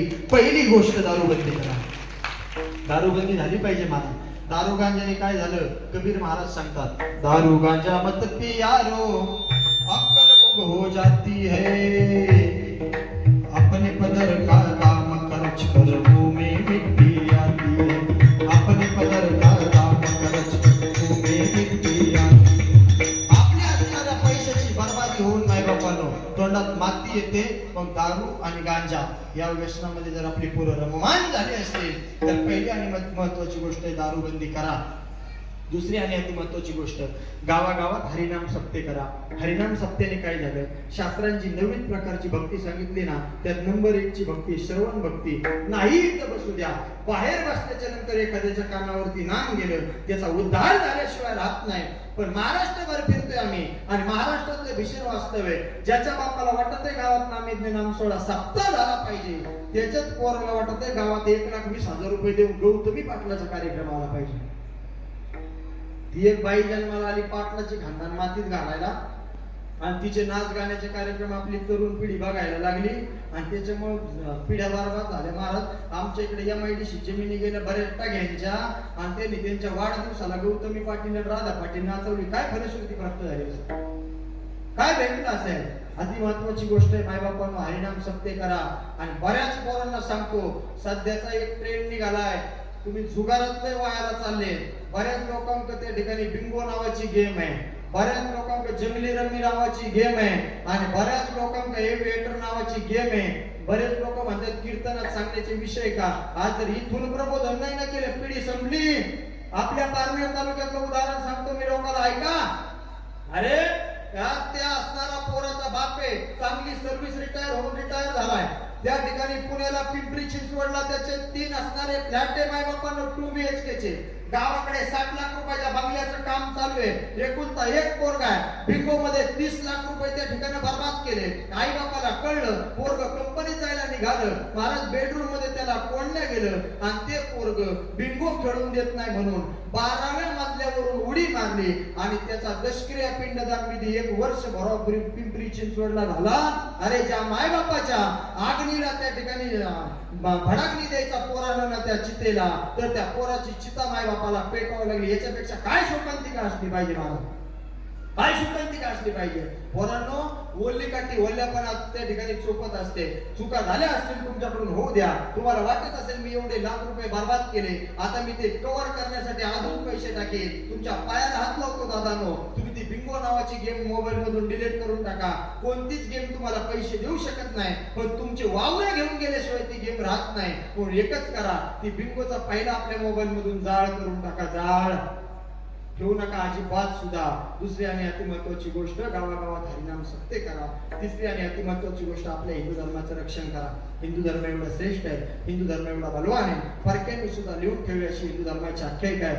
औरंगजेबाची बायको होती आणि ती औरंगजेबाला सांगत होती, आलमगीराची बेगम सांगते आलमगीरा, शिवाजी असेल सूर्य तर संभाजी चांद तारा, पण चंद्रावरती डाग आहे, संभाजी बेदाग आहे. आलमगीर जरा जपून, कारण संभाजी सह्याद्रीचा वाघ आहे. हे कोण सांगत होत? मला माहिती, हा शिवाक्य जरी बोललो ना, तुमच्या टाळ्या लय हळूच वाजत. तुम्ही टाळ्या वाजतात बरं का, पण तुम्हाला कुठं वाजवायची सवय लागली सांगा. एखादं राजकीय भाषण असा, मग साहेबाचं भाषण चाल, ते म्हणत असं, गावकऱ्यानो, घाबरला ना कोणी, गावकऱ्यानो, गेल्या 5 वर्षामध्ये आपल्या गावाचं जेवढं वाटोळं झालं, जर तुम्ही मला परत त्या पंचवार्षिकला निवडून दिलं तर याच्यापेक्षा जास्त वाटोळं करायचा मी प्रयत्न करेन. मग लोकांच्या टाळ्या, कारण तिथे भेळ लाडू असत ना परत खायला, मग ती प्लेट करत मला मला मला मला, हे सवय लागली महाराज. म्हणून औरंगजेबाच्या बायकोला तुमचा माझा धर्म कळाला, पण आपल्याला आपला धर्म कळू नाही का? बऱ्याच गावांनी, बऱ्याच लोकांनी त्या ठिकाणी धर्म परिवर्तन चालू केले. आता अरे आपण कोणत्या कुळात जन्माला आलो, कोणत्या त्या ठिकाणी कुळात जन्म घेतला, याचं थोडं भान ठेवा. भान ठेवा दादानो. आपला धर्म एवढा श्रेष्ठ, एवढा बलवान. मी कोणत्याच पिक्चरचं प्रमोशन करण्याकरता येत नाही आलो. सैराट नावाचा पिक्चर गायनाचार्य मंडळी, मराठी पिक्चर आहे. नागराज मंजुळेने निर्मिती केली, गरीब माणसाने केली. 100 कोटीचा गल्ला त्या पिक्चर न केला. आपल्याला अभिमान आहे, कारण मराठी माणसाने एवढा गल्ला मिळवला. पण पुढचा ऐका ना, त्याच्यानंतर 2 पिक्चर होऊन गेले. पहिला पिक्चर होता द केरला स्टोरी आणि आताचा आलेला छावा. बऱ्याच लोकांनी तो आपल्या पोरांना दाखवायला पाहिजे होता. द केरला स्टोरी मध्ये शेवटचं वाक्य त्या पोरींचं बापाला, बाबा सगळं शिकवलं तुम्ही आम्हाला, जमिनी कशा घ्यायच्या शिकवलं, नोकऱ्या कशा करायच्या शिकवलं, जीवन कसं जगायचं शिकवलं, पण बाबा तुम्ही आम्हाला आपला धर्म का नाही शिकवला? धर्म एवढं महत्व कशाला आहे? कशाला आहे? धर्माला. मग ऐका ना माय बापांनो, छावा नावाचा पिक्चर रिलीज झाला. जर धर्मवीर छत्रपती संभाजीराजांना औरंगजेबाचं मान्य केलं असतं ना, मान्य काहीही मिळालं असतं, पण धर्मवीराला बलिदान दिलं माता माऊलींनो, तुमच्या कपाळाचं कुंकू आणि तुमचा पदर शाबूत राहावा म्हणून. भूस्वर्गात धर्मवीर छत्रपती संभाजीराजांना बलिदान दिलं, तुमच्या कपाळाचा त्या ठिकाणी असणारा गंध टिकावा म्हणून. अरे 40 दिवस अन्याय आणि अत्याचार सहन केले आणि त्या कुळातले त्या रक्ताची माणसं आपण नेभाटासारखं जीवन जगण्यात काय मजा आहे माय बापांनो? पण आपण आपल्या धर्माशी एकनिष्ठ राहा. पोरींनो, तुमच्या पायाला हात लावतो. लव जिहादच्या प्रकरणामध्ये तुम्ही गुर फटून जाऊ नका. तुम्ही माझ्या बहिणीसारख्या आहे. अरे तुमच्या समोर जो महाराज उभा आहे त्यानं आतापर्यंत 27 लव जिहादची प्रकरण हाणून पाडली महाराज. आपण किती प्रकरण? तुमची पोरगी जर कॉलेजला जात असेल ना, कॉलेजला, तर तिला हिंदू धर्मातली सोडून मैत्री नसली पाहिजे. लव जिहादला महाराज टोकाचं बोललं पाहिजे. धर्म संपत चालला हो महाराज. बऱ्याच ठिकाणी पहा तुम्ही, धर्माला ग्लानी आली आणि आपला धर्म जर आज आपण टोकाचा नाही ना सांगितला तर आपला धर्म संपला महाराज. संपला धर्म. बोललं पाहिजे कोणीतरी. आणि बोलल्याच्या नंतर आमच्या सारखेच महाराज मंडळी का बोलतात? भीत नाही आता आपुल्या मरणा एकुलता एक पोरगा आहे मी माझ्या आई बापाचा, आणि ज्या टायमाला गाडी घेऊन घरातून बाहेर पडतो ना ते सुद्धा सांगतात बाळा तोडून मापून बोलत जा, पण ऐका ना महाराज माझे तुकोबराय सांगतात तुका म्हणे सत्य सांगू येवत रागी येते ते राग आला तरी चालत पण सत्य सांगायचं. तुम्ही जर माझ्या पाकिटात 5-10 हजार जास्त टाकणार असले आणि मी जर तुम्हाला म्हणलो या ना दादा बसा माझ्या मांडी, नाही महाराज ते आपल्या जरी शक्य नाही. आपण एकच धरला चित्ती आम्ही रकुमाईचा पती, एकच नवरा करा आम्ही तो जगन्नाथ परमात्मा. तो ठरेल दिवसभराचे 2 कीर्तन द्यायचे का 1 द्यायचे का एखाद्या दिवशी उपाशी ठेवायचं त्याच्या हातात आहे महाराज, त्याच्या हातात. मग त्याने जर ठरवलं असेल ना पुरीनो एकच गोष्ट मला द्या या कीर्तनातून, लवची हातला बळी पडू नका हो, नका पडू लवची हातला बळी. आपल्या नगर मधली केस हँडल केली महाराज पाठीमागच्या 2 महिन्यापूर्वी. मी ऐका गेवराई तालुक्यामध्ये धारवांटा नावाच्या गावात माझी गाडी कीर्तनाकरता निघाली. मी नगर सोडलं पाथर्डी रोडने जाताना आणि मला एक फोन आला पोरीच्या बापाचा. पोरीच्या बापाचा फोन असा होता, मी नारदाच्या गाडीवरून सत्य घटना सांगतो तुम्हाला, मलाही थांबायचं आता माय बापानो, कारण मला उद्या सकाळचा दशक्रिया पिंडदान विधी शिक्रापूर जवळ केंदूर पाबळ नावाच्या गावात आहे. मलाही प्रवास करून जायचंय आणि सकाळी त्या दशक्रिया पिंडदान विधीला पोहोचायचं. पण ऐका ना दादानो, आता जर तुमचे 5-10 मिनिटं जर मी जास्त घेतले आणि त्यातून जर 2-3 धर्माबद्दल जर माणसं जागृत झाली ना, सार झालं ना महाराज आजच्या कीर्तनाचं झालं ना सार महाराज. ऐका बारकाईनं ऐका. तिथं पोरीच्या बाप्पाचा मला फोन वाजला, ओ महाराज ऐकलंय महाराज तुमच्या कीर्तनातून तुम्ही लवच्या हातच्या विरोधात काम करता महाराज, पण माझी पोरगी फसवली होती आद्यानं, महाराज काय करता येईल का? त्या ठिकाणी त्यांना सांगितलं दादा जवळ कोण कोण आहे तिथं? म्हणले ज्या पोलिसांकडे आपली केस आहे ना एकाचं नाव आहे सांगळे आणि एकाचं नाव आहे शेख. म्हणलं सांगळे दादाकडे फोन द्या. सांगळे दादाकडे फोन दिला. दादा मी बोलायला लागलो. त्यांना सांगितलं दादा नवनाथ महाराज गड बोलतोय, धर्माचं फार पोटतिडकीनं काम करतो महाराष्ट्रभर आणि संबंध महाराष्ट्रभर धर्माच्या बाबतीत काम करत असताना टायगर ग्रुपचं जिल्ह्याचं अध्यक्षपद माझ्याकडे. धर्माच्या बाबतीत आम्ही गाफील राहत नाही, पण फार चांगले काम करते, पोरगी वाचली पाहिजे. पोलिसांनी खाजगीत मला दिलेलं उत्तर आहे महाराज आपले लोक किती गाळे हो. पोरीच्या बाजूनी फक्त पोरीची आई, पोरीचा बाप, पोरीचा चुलता आणि पोरीचा मामा एवढे 4 जण आहेत. समोरून 50 ते 60 लोक आहेत. किती लोक आहेत? 50 ते 60 लोक आहेत. म्हणलं काळजी करू नका, मुलीचं मत परिवर्तन करा, पुढची जबाबदारी मी घेतो. मी इथपर्यंत सांगितलं. त्यांना सांगितलं तर तिने नाही ना ऐकलं त्या दिदीने. शेवटचा प्रयत्न म्हणून 1 मिनिटाचा कॉल माझ्या बरोबर बोलायला द्या, मी माझ्या पद्धतीने प्रयत्न करतो. ऐका ना माय बापांनो, पोलिसांनी भरपूर प्रयत्न केले पण त्या दिदीचं मत परिवर्तन झालं नाही. ती म्हणायची माझा अब्दुल असा नाही, माझा अब्दुल फार चांगला आहे, तो मला फार चांगल्या पद्धतीने सांभाळ करेल, असं त्या पोरीचं वाक्य होतं. पोलिसांनी सांगितलं महाराज हात टेकले आमचे आणि आता पोरगी काय ऐकण्याच्या मनस्थितीत नाही. माय बापांनो दुपारपर्यंत चाललेलं प्रकरण आहे. दुपारी 2-2:15च्या टायमाला पोलिसाचा मला आलेला फोन आहे. मी म्हणलं दे त्या दिदीकडं. दिदीला म्हणलं दिदी आपण ज्या धर्मात जन्माला आलो ना तो फार स्टँडर्ड क्वालिटीचा धर्म आहे, फार उच्चतम क्वालिटीचा धर्म आहे. मग ऐक ना दिदी, ज्या धर्मात तुला लग्न करायचंय ना आपल्या धर्मात हम दो आणि हमारे दो, तिकडं हम दो हमारे 50 एवढी पोरं व्हावं लागतील. जमणार आहे का? ती म्हणली महाराज कसं शक्य आहे दिदी, तू शाकाहारी का मांसाहारी आहे ग? दिदी म्हणली महाराज मी मांसाहारी आहे. मग आतापर्यंत कशाचं मांस खाते दिदी? दिदीने उत्तर दिलं महाराज शेळीचं खाते, त्या ठिकाणी बोकडाचं खाते, बकऱ्याचं खाते आणि असणारं बकरीचं खाते, हे मांस मी खाते, कोंबडीचं खाते. मग दिदी ऐक ना, तुला इथून पुढं त्या ठिकाणी असणारं वासराचं मांस खावा लागेल, जमणार आहे का? ती पोरगी म्हणजे महाराज कसं शक्य आहे? म्हणलं माझा फोन ठेवल्याच्या नंतर युट्यूबला टाक ए दिदी, आणि एकदा फक्त तुझ्या आईच्या डोळ्यात बघ, एकदा तुझ्या बापाच्या डोळ्यात बघ, एकदा तुझ्या मामाच्या डोळ्यात बघ आणि शेवटचा निर्णय तू घे, बाकी जबाबदारी माझ्यावरती सोड. इतका विश्वास त्या दिदीला दिला माय बापांनो. संध्याकाळी 6-7 वाजता माझा फोन वाजला. दादा फोन वाजल्याच्या नंतर पोरीचा बाप ढसा रडत होता आणि तो पोरीचा बाप मला सांगत होता, ओ महाराज वाचली पोरगी महाराज, तुमच्या एका फोनवरती माझी दिदी परत माझ्याकडे आली महाराज. जर कधी नगरला आले ना महाराज तर पाईपलाईन रोडला राहतो हा गरीब माणूस, सेवा करण्याची संधी द्या महाराज. तुम्ही माळकरी झाल्याच्या नंतर काय फायदा आहे? पण जर 9 जिहादच्या विरोधात तुमची पोरगी वाचत असेल ना, तर आजच्या कीर्तनाचं सार आहे. आणि घाबरायचं अजिबात नाही पोरींनो. अशा प्रकरणात जर तुम्ही गुरफटल्या गेले ना, तुमच्या पाहुण्या रावळ्यांना फोन करण्याच्या आधी एक फोन फक्त तुमच्या समोर उभा आहे त्या नवनाथ महाराज गटाला करून बघा. तुमचे पाहुणे येण्याच्या आधी माझी गाडी जर तुमच्या दारात नाही दिसली तर या व्यासपीठावर परत फेटा बांधणार नाही, जबाबदारी माझी नाही. बोल घेवडेपणा करणारी आपली औलाद नाही. आपलं रक्त छत्रपती शिवाजी महाराज, धर्मवीर छत्रपती संभाजीराजांचा आहे. म्हणून छाती ठोकपणे सांगतो, आपला धर्म वाचवा. धर्म वाचला तर देश, देव, देश, धर्म, संस्कृती टिकेल. चौथी आणि अति महत्वाची गोष्ट, गोमातेची सेवा करा. गव्वा से क्या नाता है, गव्वा हमारी माता है. गाय जर तुमची माझी माय असेल तर याच हिंदुस्थानात 40,000 कत्तलखाने. एक गाय जर कापल्या जात असेल, फक्त 5 मिनिटं पुढे गेलो मी आणि अजून फार 3 मिनिटं जाईल जय विठ्ठल गेली. गाय जर आपली माय असेल तर याच हिंदुस्थानात 40,000 कत्तलखाने. एक गाय जर कापल्या जात असेल तर 40,000 गाय कापल्या जातात. किती गाय कापल्या जातात? 40,000. हिंदू धर्म संस्कृती 3 माता, भूमाता, गोमाता आणि जन्म देणारी आई माता. जर गाय आपली आई असेल तर एक गाय जर दिवसभरातली कापल्या जात असेल ना माय बापांनो, तर 40,000 गाया कापल्या जातात.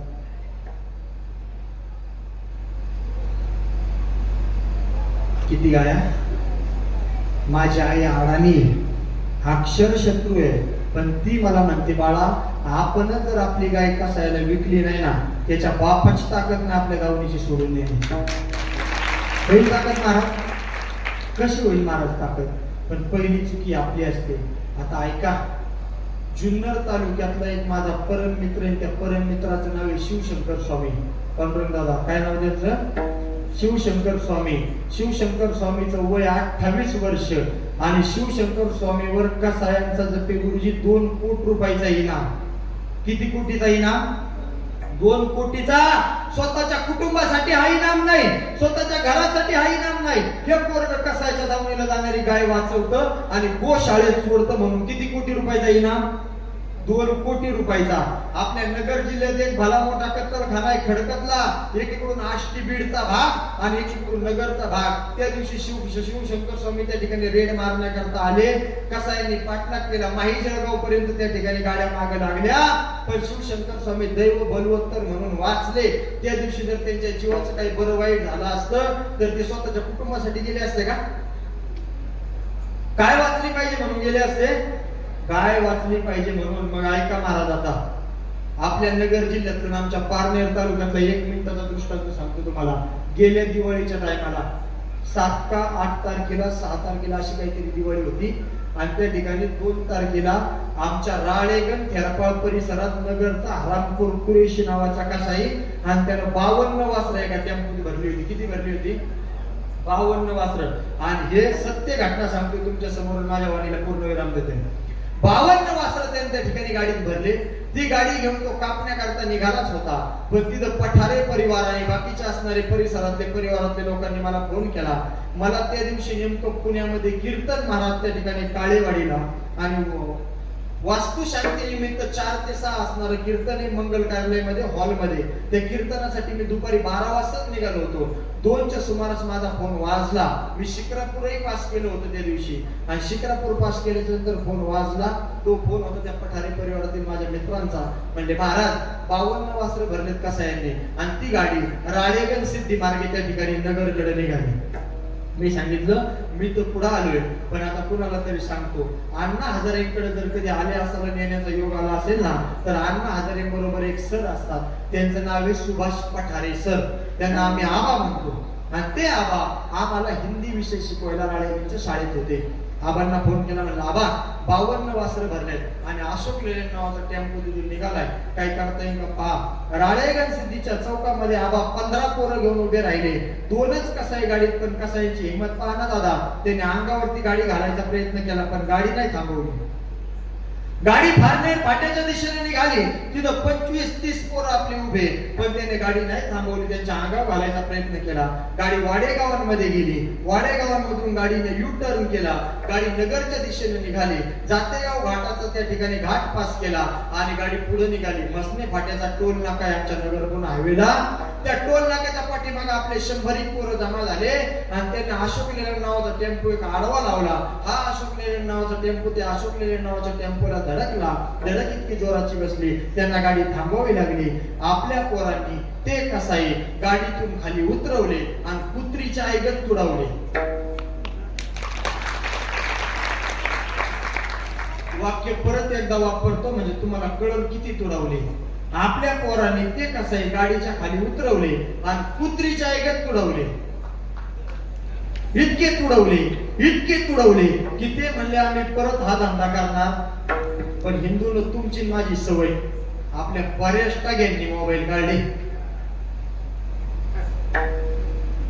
तो व्हिडिओ चित्रीकरण करण्यात आला मोबाईल मध्ये. तो व्हिडिओ पारनेर पोलीस स्टेशनला पोहोचला आणि 2-3 दिवसात पोरं उचलायला चालू केले. पिंपळनेर निळवरांचं पिंपळनेर आहे ना, त्या ठिकाणी जर आले कधी तर विचारा. माझा परम मित्र आहे शैलेश गाजरे पाटील नाव त्या पोराचं. तो एक पोरगा आणि आमच्या पुणेवाडीला भैरवनाथाचं देवस्थान फार प्रसिद्ध आहे. त्या पुणेवाडीच्या भैरवनाथाच्या देवस्थानाच्या तिथले 4 पोरं, 5 पोरांना उचललं पोलिसांनी आणि त्यांना जेल मध्ये टाकलं. त्यांचा जामीन नाही झाला पण 4 महिने सेशन कोर्टात केस चालली. 4 महिन्याच्या नंतर ते पोरं बाहेर आले. माझा प्रश्न आहे खातगावकर मंडळी, तुम्हाला पायाला हात लावतो तुमच्या, ते पोरं जे जेलला गेले ते त्यांचे असणाऱ्या कुटुंबासाठी गेले का? स्वतःच्या असणाऱ्या परिवारासाठी गेले का? काय वाचली पाहिजे म्हणून गेले? काय? मग ऐका महाराज, जर कधी राळेगणवरून पिंपळनेरला जायला निघाले ना तुम्ही, तर डाव्या बाजूला पद्मावतीचं मंदिर आहे आणि उजव्या बाजूला पहा एक कोटभर रुपयाचा बंगला आहे आणि त्या बंगल्यावर नाव लिहिलंय माऊली निवास आणि त्या ठिकाणी एका बाजूला नाव टाकले विश्वनाथ शेठ. तो बंगला ते विश्वनाथ शेठ पठारेंचा आहे. ते कैलास वर्षी झाले. मुंबईला त्यांचे वाळूचे ठेके, त्या ठिकाणी निलावात वाळू घेतात आणि मग विकतात, असे असणारे त्यांचे ठेके. त्या विश्वनाथ शेठच्या वर्ष श्राद्धाला माझं कीर्तन, देशाचं भूषण पद्मभूषण अण्णासाहेब हजारे समोर कीर्तनाला. त्यांच्या गावचे 2-3 सरपंच, लाभेशराव आवटी, त्या ठिकाणी असणारे सरपंच जयसिंग भाऊ मापारे सगळे पुढं. आणि त्या दिवशी अण्णा हजारे समोर शपथ खाल्ली. मी दिवाळी झाल्याच्या नंतर 2 दिवस झाले आणि आता दिवाळी आली पाहिजे महिन्याभरावरती. म्हणलं अण्णा, आपले पोरं जे जेलला गेले ना ते काय वाचली पाहिजे म्हणून गेले. संपले कीर्तन आपल्या एका मिनिटात बरं का. ते काय वाचलं पाहिजे म्हणून गेले, काय वाचली पाहिजे. आणि आपल्या शेतकऱ्यांनी ते गोवंश कसायला विकले, त्यांना काय भेटतोय म्हणून, बोला पटकन, काय भेटतोय म्हणून, पैसा भेटतोय म्हणून. मग आम्ही असा मध्य काढला. अण्णांना सांगितलं की 2 गोष्टी साध्य होतील. आम्ही ज्या ज्या गावात कीर्तनाला जाऊ ना त्या गावात लोकांकडून भीक मागू. काय मागू? आणि तुम्ही दिलेली भीक म्हणजे आमच्या बायकांना लुगडे घ्यायला नाही, आमच्या बायकांना साड्या घ्यायला ना, आमच्या पोरांना कपडे घ्यायला नाही. तिथं अण्णांसमोर संकल्प केला. आम्ही प्रत्येक कीर्तनात लोकांकडे निवेदन करू की अरे दादानो, आपण जर मेलो ना तर आपलं वर्ष श्राद्ध सुद्धा आपले पोरं घालीत नाही. तुमच्या आजोबाचा फोटो आहे का तुमच्या घरात गेलेल्या? आहे नाही ना? पंजोबाचा, खापर पंजोबाचा, निपर पंजोबाचा, टिपर पंजोबाचा प्रश्न येतो पुढं. असाच प्रश्न मी त्या दिवशी असणाऱ्या बीड जिल्ह्यात विचारला आणि लोक मला खाली म्हणले, महाराज त्या टायमाला काय फोटोग्राफर होते काय? मी त्यांना म्हणलं 750 वर्ष विश्वमाऊली ज्ञानोबा जाऊन झाले, माझ्या घरात त्यांचा फोटो आहे. 400 वर्ष झाले छत्रपती शिवाजी महाराजांना जाऊन त्यांचा फोटो माझ्या घरात आहे. 350 वर्ष झाले धर्मवीर छत्रपती संभाजीराजांना जाऊन त्यांचा फोटो माझ्या घरात आहे. 400 वर्ष होऊन गेले तुकाराम महाराजांना जाऊन त्यांचा फोटो माझ्या घरात आहे. मग आपल्या आजोबा पंजोबा नसते तर आपण असतो का? तरी त्यांचा फोटो आपल्या घरात नाही. त्याचं कारण काय? एक वाक्य घरी घेऊन जा. माझे आजोबा, तुमचे आजोबा, माझे पंजोबा, तुमचे पंजोबा जगले, हम दो हमारे दो, आम्ही 2 आणि आमचं कुटुंब याच्या करता. म्हणून त्यांच्यापासून जन्म आपला, त्यांचा फोटो आपल्या घरात नाही. छत्रपती शिवाजी महाराज जगले, हे हिंदवी स्वराज्य व्हावे, येतो श्रींची इच्छा याच्या करता. म्हणून त्यांचा फोटो आपल्या घरात आहे. विश्वमाऊली ज्ञानोबा जगले समाजासाठी, तुकोबा जगले समाजासाठी. हे वाक्य घरी घेऊन जा. तुम्ही जर तुमच्या कुटुंबासाठी जगले ना, तुम्ही जिवंत असून मेल्यासारखे, पण तुम्ही समाजासाठी जगले, तुम्ही मेल्याच्या नंतर सुद्धा जिवंत असल्याची पावती आहे. मग त्या दिवशी केलेला संकल्प आहे गावले हो. ऐका, तुम्ही जर 2 जण जर सहज हॉटेलला मिसळ खायला गेले ना बाळवणी सारख्या गावात तर 300 रुपये खर्च आहे. किती खर्च आहे दादा? 300. ती गजल जर हॉटेलला जेवायला गेले तर 1000 रुपये खर्च आहे. किती खर्च आहे?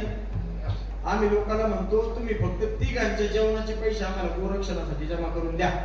1000 रुपये ना. आणि आत्ताच्या कंडिशनला 1000 रुपये म्हणजे जड आहेत का माणसाला? साधा आजारी पडलं आणि इंजेक्शन घ्यायला गेलं तर गोळ्या आणि इंजेक्शन 1000 रुपयाचे होते ना, होते का नाही महाराज? मग ते 1000 रुपयाने आम्ही काय करतो आता ऐका. तुमच्या खादगाव सारख्या ठिकाणी आज कीर्तन करून गेल्याच्या नंतर गुरुजी उद्या जर फोन आला ना, पांडुरंग दादा तुम्हाला जर ही मंडळी म्हणले तुमच्या ओळखीचे महाराज होते आणि तेवढा गट महाराजांना फोन करा ना, माझी गाय मला कसायाला विकण्यापेक्षा त्यांच्याकडे द्यायची, किंवा एखाद्या गायीचा सौदा जर कसायाला झाला असेल ना 8000 रुपयाला आम्ही तुमच्या गावात येतो, नाही तर आमचे लोक पाठवतो. हो दादा 8000 रुपयाला विकली ना कसायाला गाई, हे आमचे 9 घ्या, पण तुमची गाय कसायाला न देता आमच्या गोशाळेत आणून सोडा. संकल्प कसा आहे? चांगला ना. तुम्ही पापाचे भागीदार नाही आणि तुमचेच जमा करून दिलेल्या पैशात आम्ही ती गाय वाचवतोय. मला सांगायला आनंद वाटतो 7 नोव्हेंबर 2024 ते आजची तारीख 26 सप्टेंबर 2025 महाराष्ट्रातून जमा करून दिलेल्या पैशातून आपण 163 गायी आतापर्यंत कसायच्या दावणीला जाणाऱ्या वाचवल्या. महाराज वाचवल्या आपण गायी. सत्य संकल्पाचा दाता नारायण या न्यायाप्रमाणे तुमचे 500 रुपये आम्हाला लाखाच्या बरोबर आहे, तुमचे 1000 रुपये आम्हाला लाखाच्या बरोबर आहे. कोणीच या सहभागातून माघार घेऊ नका. आपण जमा करून दिलेल्या पैशातून एक गाय वाचत असेल ना, तुम्ही उद्या मोठेपणाने सांगाल अरे घरदार आणि कुटुंबासाठी रोज जगतोय आम्ही, पण आम्ही सुद्धा गट महाराजांकडे जमा करून दिले 1000 रुपये आणि त्यातून एक गाय वाचणारे तो जगन्नियंता परमात्मा तुम्हाला आशीर्वाद दिल्याशिवाय राहणार नाही. दादा ऐका ना, कोणत्याच एका व्यक्तीचं हे काम नाही. हे काम करण्याकरता तुमच्या सगळ्यांची गरज आहे आणि ही जर गरज असेल ना, तुम्ही यात नक्की सहभाग घ्या.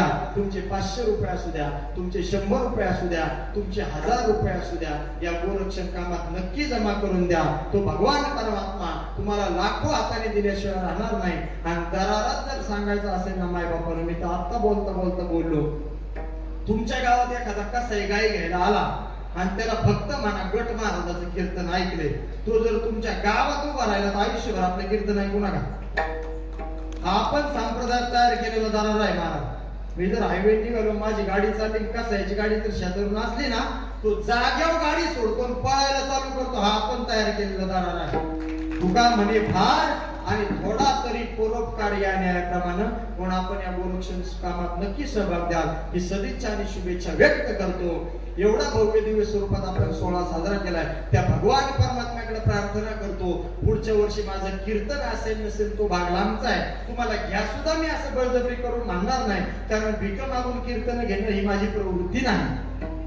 पण हा नवरात्रोत्सवाचा सोहळा दिवसेंदिवस असाच बहरायचा हो आणि हा सोहळा चंद्र सूर्य असेपर्यंत याच उद्देशाने बहरत राहू ही सदिच्छा आणि शुभेच्छा व्यक्त त्या परमात्म्याकडे करतो. गुरुजन मंडळींनी फार सुंदर साथ केली. महाराज तुमच्या अंतःकरणापासून धन्यवाद. टाळकरी मंडळींनी फार सुंदर साथ केली. तुमच्या अंतःकरणापासून धन्यवाद. विनेकरी बाबांनी या ठिकाणी आमचं कीर्तन चालू असताना सबंध कीर्तन विनागळ्यामध्ये घेतला आणि फार चांगली साथ आपण केली. आपल्या अंतःकरणापासून धन्यवाद. तुळशीवाल्या मावशी आपल्या अंतःकरणापासून धन्यवाद. महाराज आपणही मृदंगाला फार चांगल्या पद्धतीने साथ केली. मेलेल्या जनावराच्या चामडातून त्या ठिकाणी आवाज काढायचं सोपं नाही. मी तर सांगतो हा मोठो से बोलते लेकिन हमारे महाराज बोटो से बोलते हैं. महाराजांनी फार सुंदर साथ केली. आणि शिष्टमौली दिदी या ठिकाणी ऑपरेटिंग असेल आणि शिष्टमौली दादा तुमच्या अंतःकरणापासून धन्यवाद बरं का. त्या परमात्म्याला प्रार्थना करतो एवढे सौंदर्य एवढ्या मशनीतनं तुमच्या 5 आम्हाला दिसतात, त्या परमात्म्याने तुमच्यावरती कृपा करावी आणि 6च्या 12 मशनी व्हाव्या या जगन्याच्या परमात्म्याकडे प्रार्थना करतो. आणि तुम्ही तुमच्याकरता एकदा जोरदार टाळ्या वाजवा. अगदी गुलाबाच्या फुलाप्रमाणे शेवटपर्यंत टवटवीत राहिला तुमच्या गावातला टिकणारा परमार्थ आहे. मला जपे गुरुजींनी आल्याच्या नंतर सांगितलं नारायणराव कळमकर पोलीस पाटील तुमच्या गावचे, त्यांनी आणि तुम्ही सगळ्या मंडळींनी या ठिकाणी टिकवलेलं वैभव आहे आणि इवलेस रोप लागे द्वारी आणि आज तयाचा वेलू गेला गगनावरी हा नियम आहे. म्हणून परंपरागत चालत आलेला हा तुमचा सोहळा आणखी बहरत राहील यात कोणत्याच प्रकारची शंका नाही. हा कार्यक्रम शूटिंग करण्याकरता माझ्या बरोबर आलेले आणि त्यांचा चॅनल आहे आपला इतिहास आपली संस्कृती. उद्या युट्यूबला टाका. हे कीर्तन तुम्हाला कधीही तुम्ही युट्यूबला टाकले ना की त्याच्यानंतर तुमच्या गावचा सोहळा दिसेल. गोरख भाऊ सांगळे यांचे अंतःकरणापासून धन्यवाद व्यक्त करतो. माझ्या बरोबर आलेले आमचे मृदंगाचार्य पण आज आजारी असल्यामुळे पाठीमागे बसले माऊली दादा काळे यांचे अंतःकरणापासून धन्यवाद. माझ्या समवेत आलेले आणि आमची गाडी घेऊन आम्हाला सुरक्षित रीतीने महाराष्ट्रभर फिरवणारे आमचे किरणरावजी पठारे त्यांचे अंतःकरणापासून धन्यवाद व्यक्त करतो. जर राहिलंच असं कोणी नाव घ्यायचं तर नाराज होऊ नका. तुमच्या बायका घेतील घरी गेले तुमचे नाव. म्हणून हा सोहळा सदिच्छा आणि शुभेच्छाने व्यक्त करतो. बऱ्याच जणांचा त्याग असतो सप्ताह करण्याकरता. आता हे दोघं जण जे मला समोर फार मोठा आहे. कशा करता आल्यापासून त्यांची ती तयारी चालू आहे. वर्गणीची तयारी असेल काय. महाराज पोरग झालं ना 12वी पर्यंत त्या दिवसापासून बघावं लागते. बघ एकाच्या घरी गठ्ठे दुसऱ्याच्या घरी पेटी तिसऱ्याच्या घरी टाळ चौथ्याच्या घरी हा सोहळा करायचा म्हणजे सगळ्यांचे तुमचे असणारं सहयोग आणि योगदान आहे. आणि कधी या योगदानाबद्दल असं कधीच समजत नाही. आम्ही आमच्या गावच्या सप्तेचे आयोजक नियोजक आहेत. लोक नाव कोणतं ठेवीत नाही. लोक सहज हा तो का फुकट पळतो का त्यांना काहीतरी लपका असेल तू घे लपका तू कर तुला कळून काय साठी असते त्याच्यात. हा त्याग फार मोठा आहे आणि तुम्ही करताय तुम्ही टिकवताय. तुम्हाला अंतःकरणापासून धन्यवाद. चौदार दादा तुम्ही या ठिकाणी उपस्थित झाले आणि याच ठिकाणी सेवेला पूर्ण विराम देतो. जाता जाता फक्त एक शेर बोलतो. जितनी मेहरबानी आपने की उतनी मेरी औकात नहीं. जितनी मेहरबानी आपने की उतनी मेरी औकात नहीं. ये तो कृपा है मेरे ज्ञानेश्वर मौर्य और सभी संत जनों की मुझ पर, वरना मुझ में भी कोई बढ़िया बात नहीं. झालेली सेवा पुनश्च एकदा तुमच्या सर्वांच्या चरणी समर्पित. पोलीस राहिले नाव घ्यायचे. वा वा वा तुमचे बोल सगळं चाललंय पुढं हो मागं हो. हे तुम्ही नसल्यावर कसं काय जोडायचं. तुमच्या अंतःकरणापासून धन्यवाद बरं का. आणि गडी काडी पहिलवाने पण मिशाचा पेळदारपणा असा आहे ना पुढचा गारच झाला पाहिजे. येतं वैभव आहे महाराज आपल्याला म्हणून हा संपतराव गायकवाड मामा वा वा वा वा. तुम्ही जोपर्यंत आहे तोपर्यंत सेवा करा बरं का. काय कमी पडत नसतं देवीच्या कृपेने. पण तुमच्या अंतःकरणापासून धन्यवाद व्यक्त करतो. याच ठिकाणी सेवेला पूर्ण विराम. विठ्ठल जय जय.